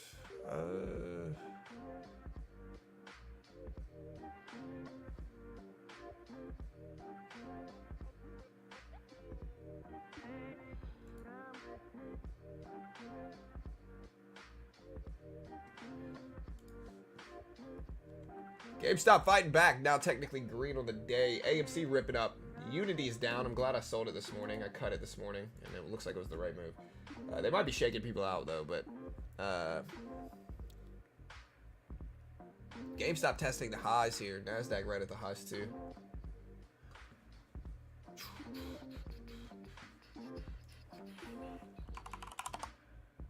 Apple's up at the open, or at least it was. Microsoft is down a little bit. Amazon. Meta's testing highs up there. Look at Nvidia fall though. GameStop breaking highs at 2960s. I like season 7. I thought season 7 was great. I'm Tyler. Season 8 is the bad one for me personally. Yeah, Nvidia's actually moving down right now. It's at 129.20s. So. Yeah, Disney's back up. That's nice. AMC, guys, is flying up too. We got AMC on the right side. AMC at 530s. I'm in AMC as well.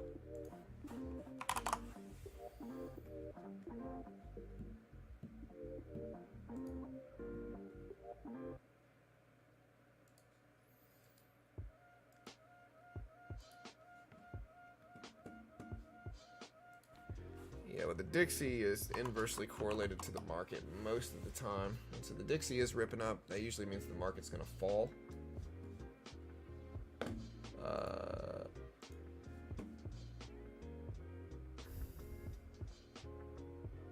All right, so ECB's Lagarde said, unless we have major shocks or downside risk materialize, his target is for inflation to hit 2% in the second half of 2025. She spelled materializes wrong, but oh, maybe it's a European thing.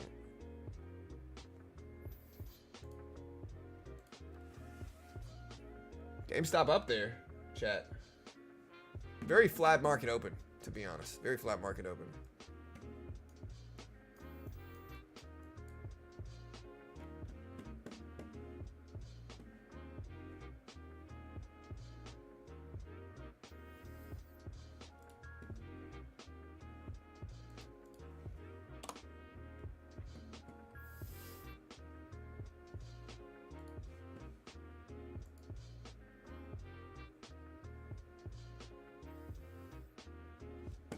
AMC at 530s.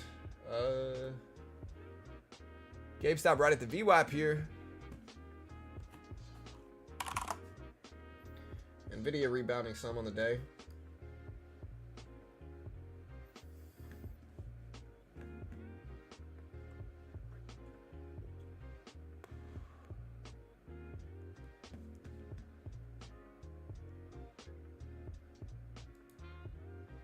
We're gonna buy this little dip.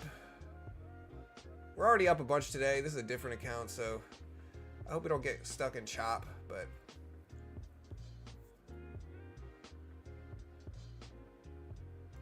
all right, we just took half off.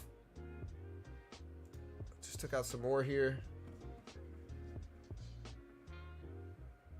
Currently up in this funded account. About 375 or so on the day. 6-to-1 win-loss ratio there. Not too bad.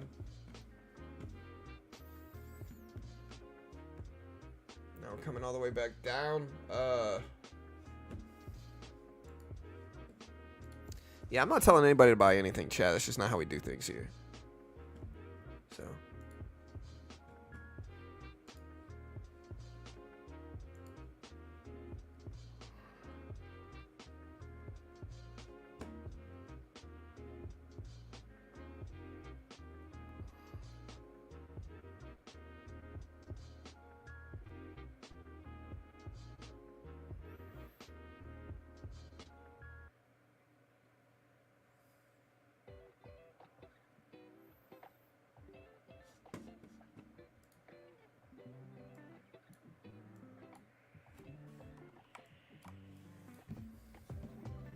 Microsoft up to 439.60s here, 439.60s. AMC at 530s. Microsoft's riding up some. Although Microsoft has dipped. Oh no, Microsoft is up a crazy amount of the year. All right, there's the high of the day break. GameStop still testing that $30 level. $30 is probably a pretty big milestone level for GameStop. You can see AMC at 530s also here.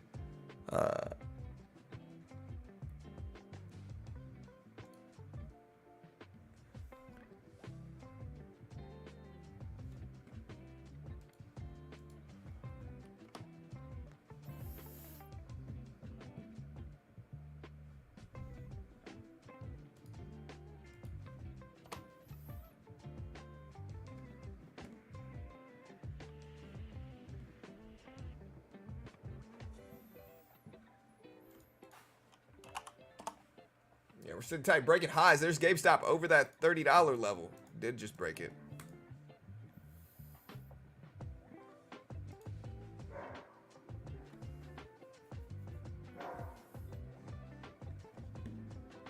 Again, another one of my sponsors is a company called Chart Prime. It's a TradingView service you can use in stocks, crypto, forex, futures, anything with a symbol on TradingView. You can use this indicator, and honestly, it's pretty powerful. I was always skeptical of these these software companies with their custom indicators and stuff like that until I actually saw Chart Prime.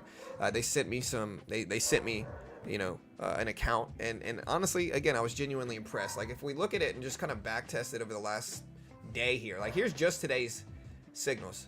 Right? Like, look, let's back test these. I can't even fake this, right? So this is not fakeable. I can't guarantee you're going to make money either. They're a sponsor of mine. They pay me money. I'm biased because of that. But again, let's just back test it. This is a 5-minute chart. Look at the strong signals as well. The strong signals are really powerful too. Strong signal showed up here. Look at the huge follow through. Literally days of green action. This was all the way from yesterday to today. Days of green action. We look at this one here. The sell signal showed up right here. Nice little 30 minutes of red action. This strong buy signal showed up. You got a nice little pop. Sell signal showed up here. Hours and hours, like 6 hours of red action. Buy signal showed up here. And then since then, we've had 15 minutes of really, really green on the NASDAQ. So every single one of them worked. It's literally 5 for 5 today that I can see. Maybe you could call this one not working. But again, it's still 80+% accuracy. I can't guarantee you're going to make money. You can use this with anything with a symbol on TradingView. And they have back testers, oscillators, screeners, market dynamics. You can use it on stocks. You just got to find when it's working, and that's when you attack it, in my opinion. Because when it starts to work, it can be really powerful. It can really start to work. And so, again, check it out. Great way to help support the channel. They're a sponsor, though. They pay me money. I'm biased. But, again, it's like $40 a month. One good trade can help pay for it. You can check it out here. Use my coupon code BTRADE. Get the max discount. There you go.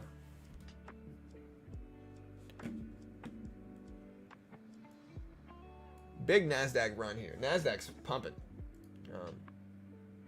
It looks like it's mostly from like Meta. Meta's over 500. Amazon's up a bunch. Microsoft is up. Maybe not Amazon. Microsoft and Meta. Amazon's flat. But again, Meta, Microsoft. Tesla's down a little bit. What's gold doing?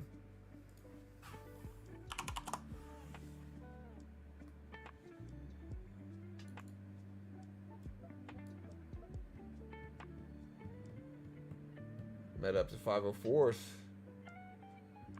We get Meta fly.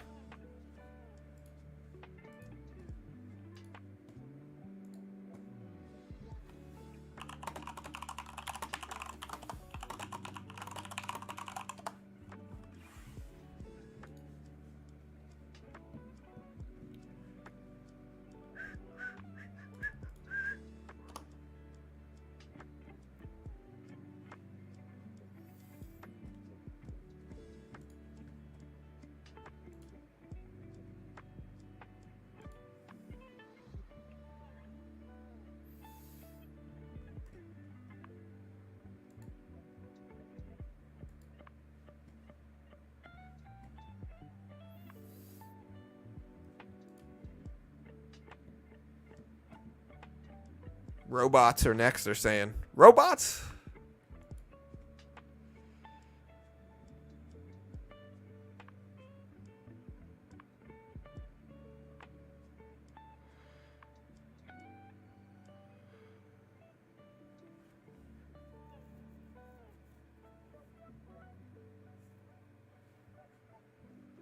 GameStop just broke highs again, got up to 30.50s. Tesla just broke lows.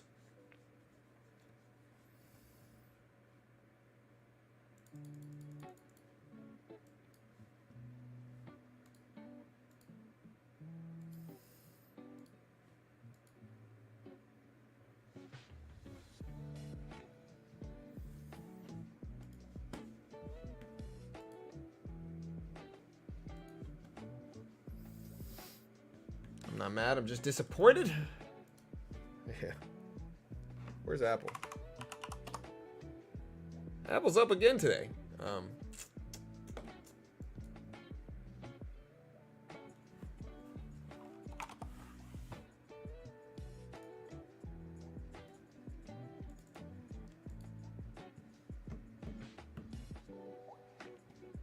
Yeah, we're getting some movement here. Nike starting slightly green. Netflix very green. I'm in Shopify as well. Shopify's pretty green too. Snapchat's still very green. Everything else I'm kind of red in, but we're getting close.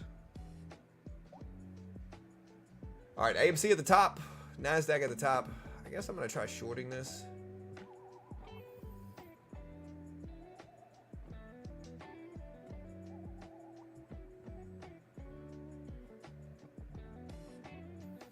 It is Friday. We're just looking to attack a choppy range.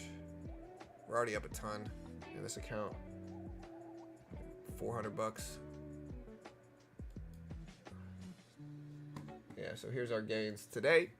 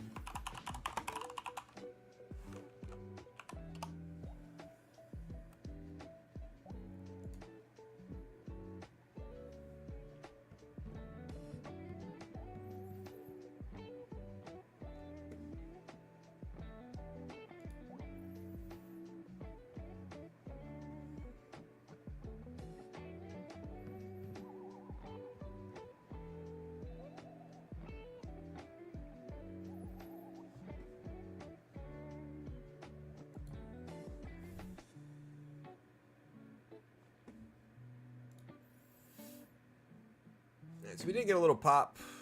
I don't know what to do with this.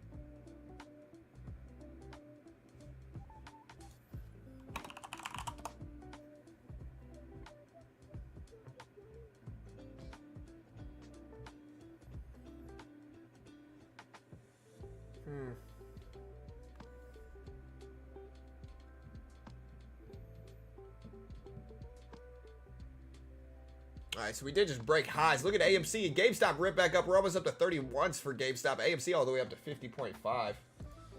Or I'm sorry, 5.5. So we get spikes up on Microsoft. Apple moving up a little bit. Meta up to 505s. Tesla's still down, but it is bouncing back a little bit today.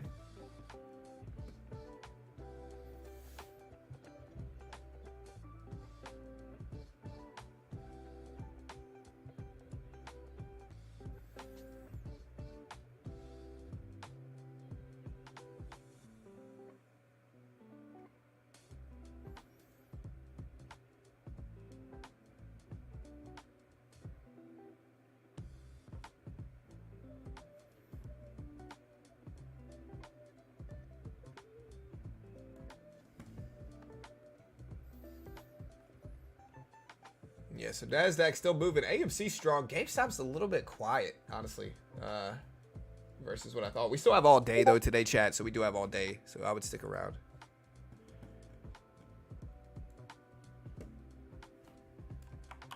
All right, guys, we are going to do a crypto show today.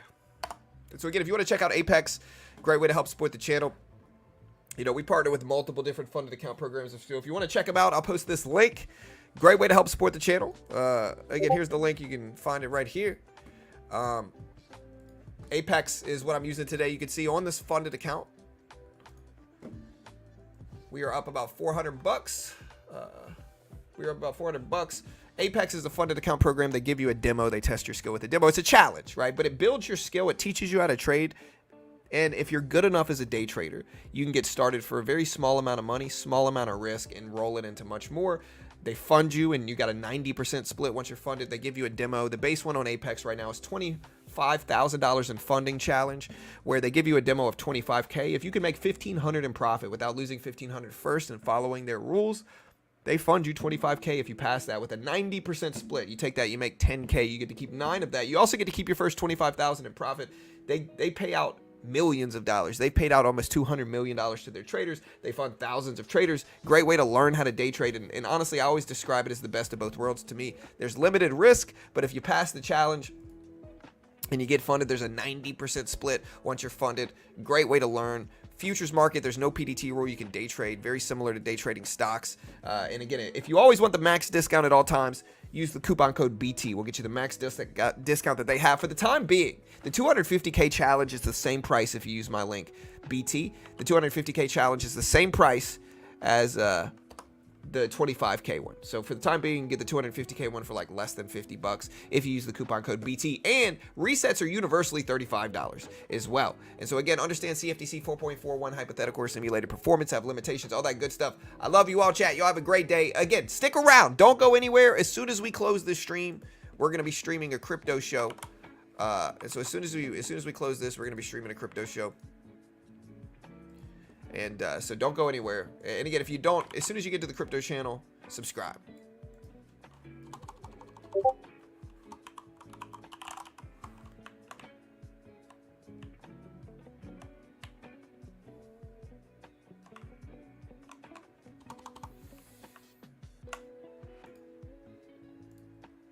And again, don't go anywhere. I just got to set this up.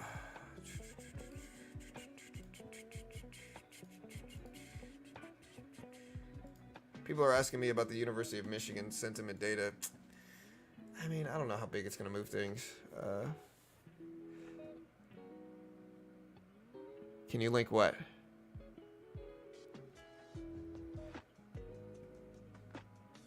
The link is right above you, bro.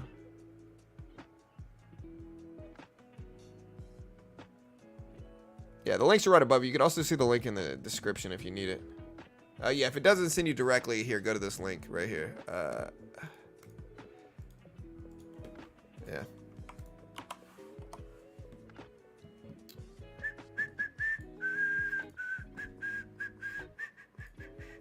All right, guys, hold on. Let me get this scheduled. Here, I'm gonna get you guys the link. Hold on one second.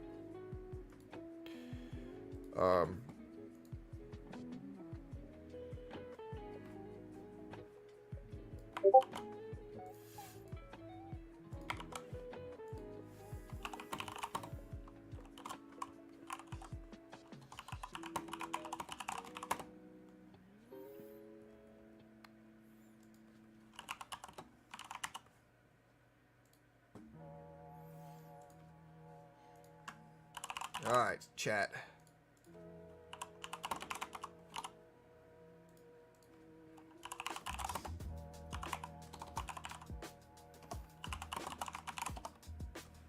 All right, guys. So again, we are here today. Let me put this up. We got a crypto show.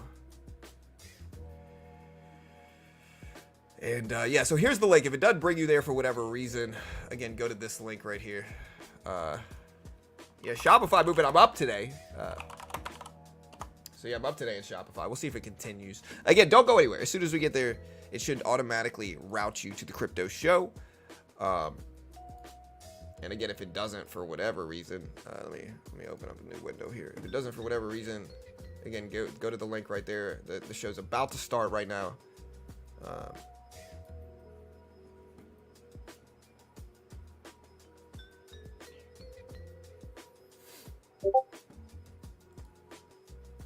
Just trying to make sure things are set. There we go. All right, guys. Again, we're doing a crypto show. Redirect is there and ready. We're going to be routing you guys to the crypto show starting today. And, hey, I love you all. Y'all have a great day. Y'all have a happy weekend. Hey, listen, happy Father's Day.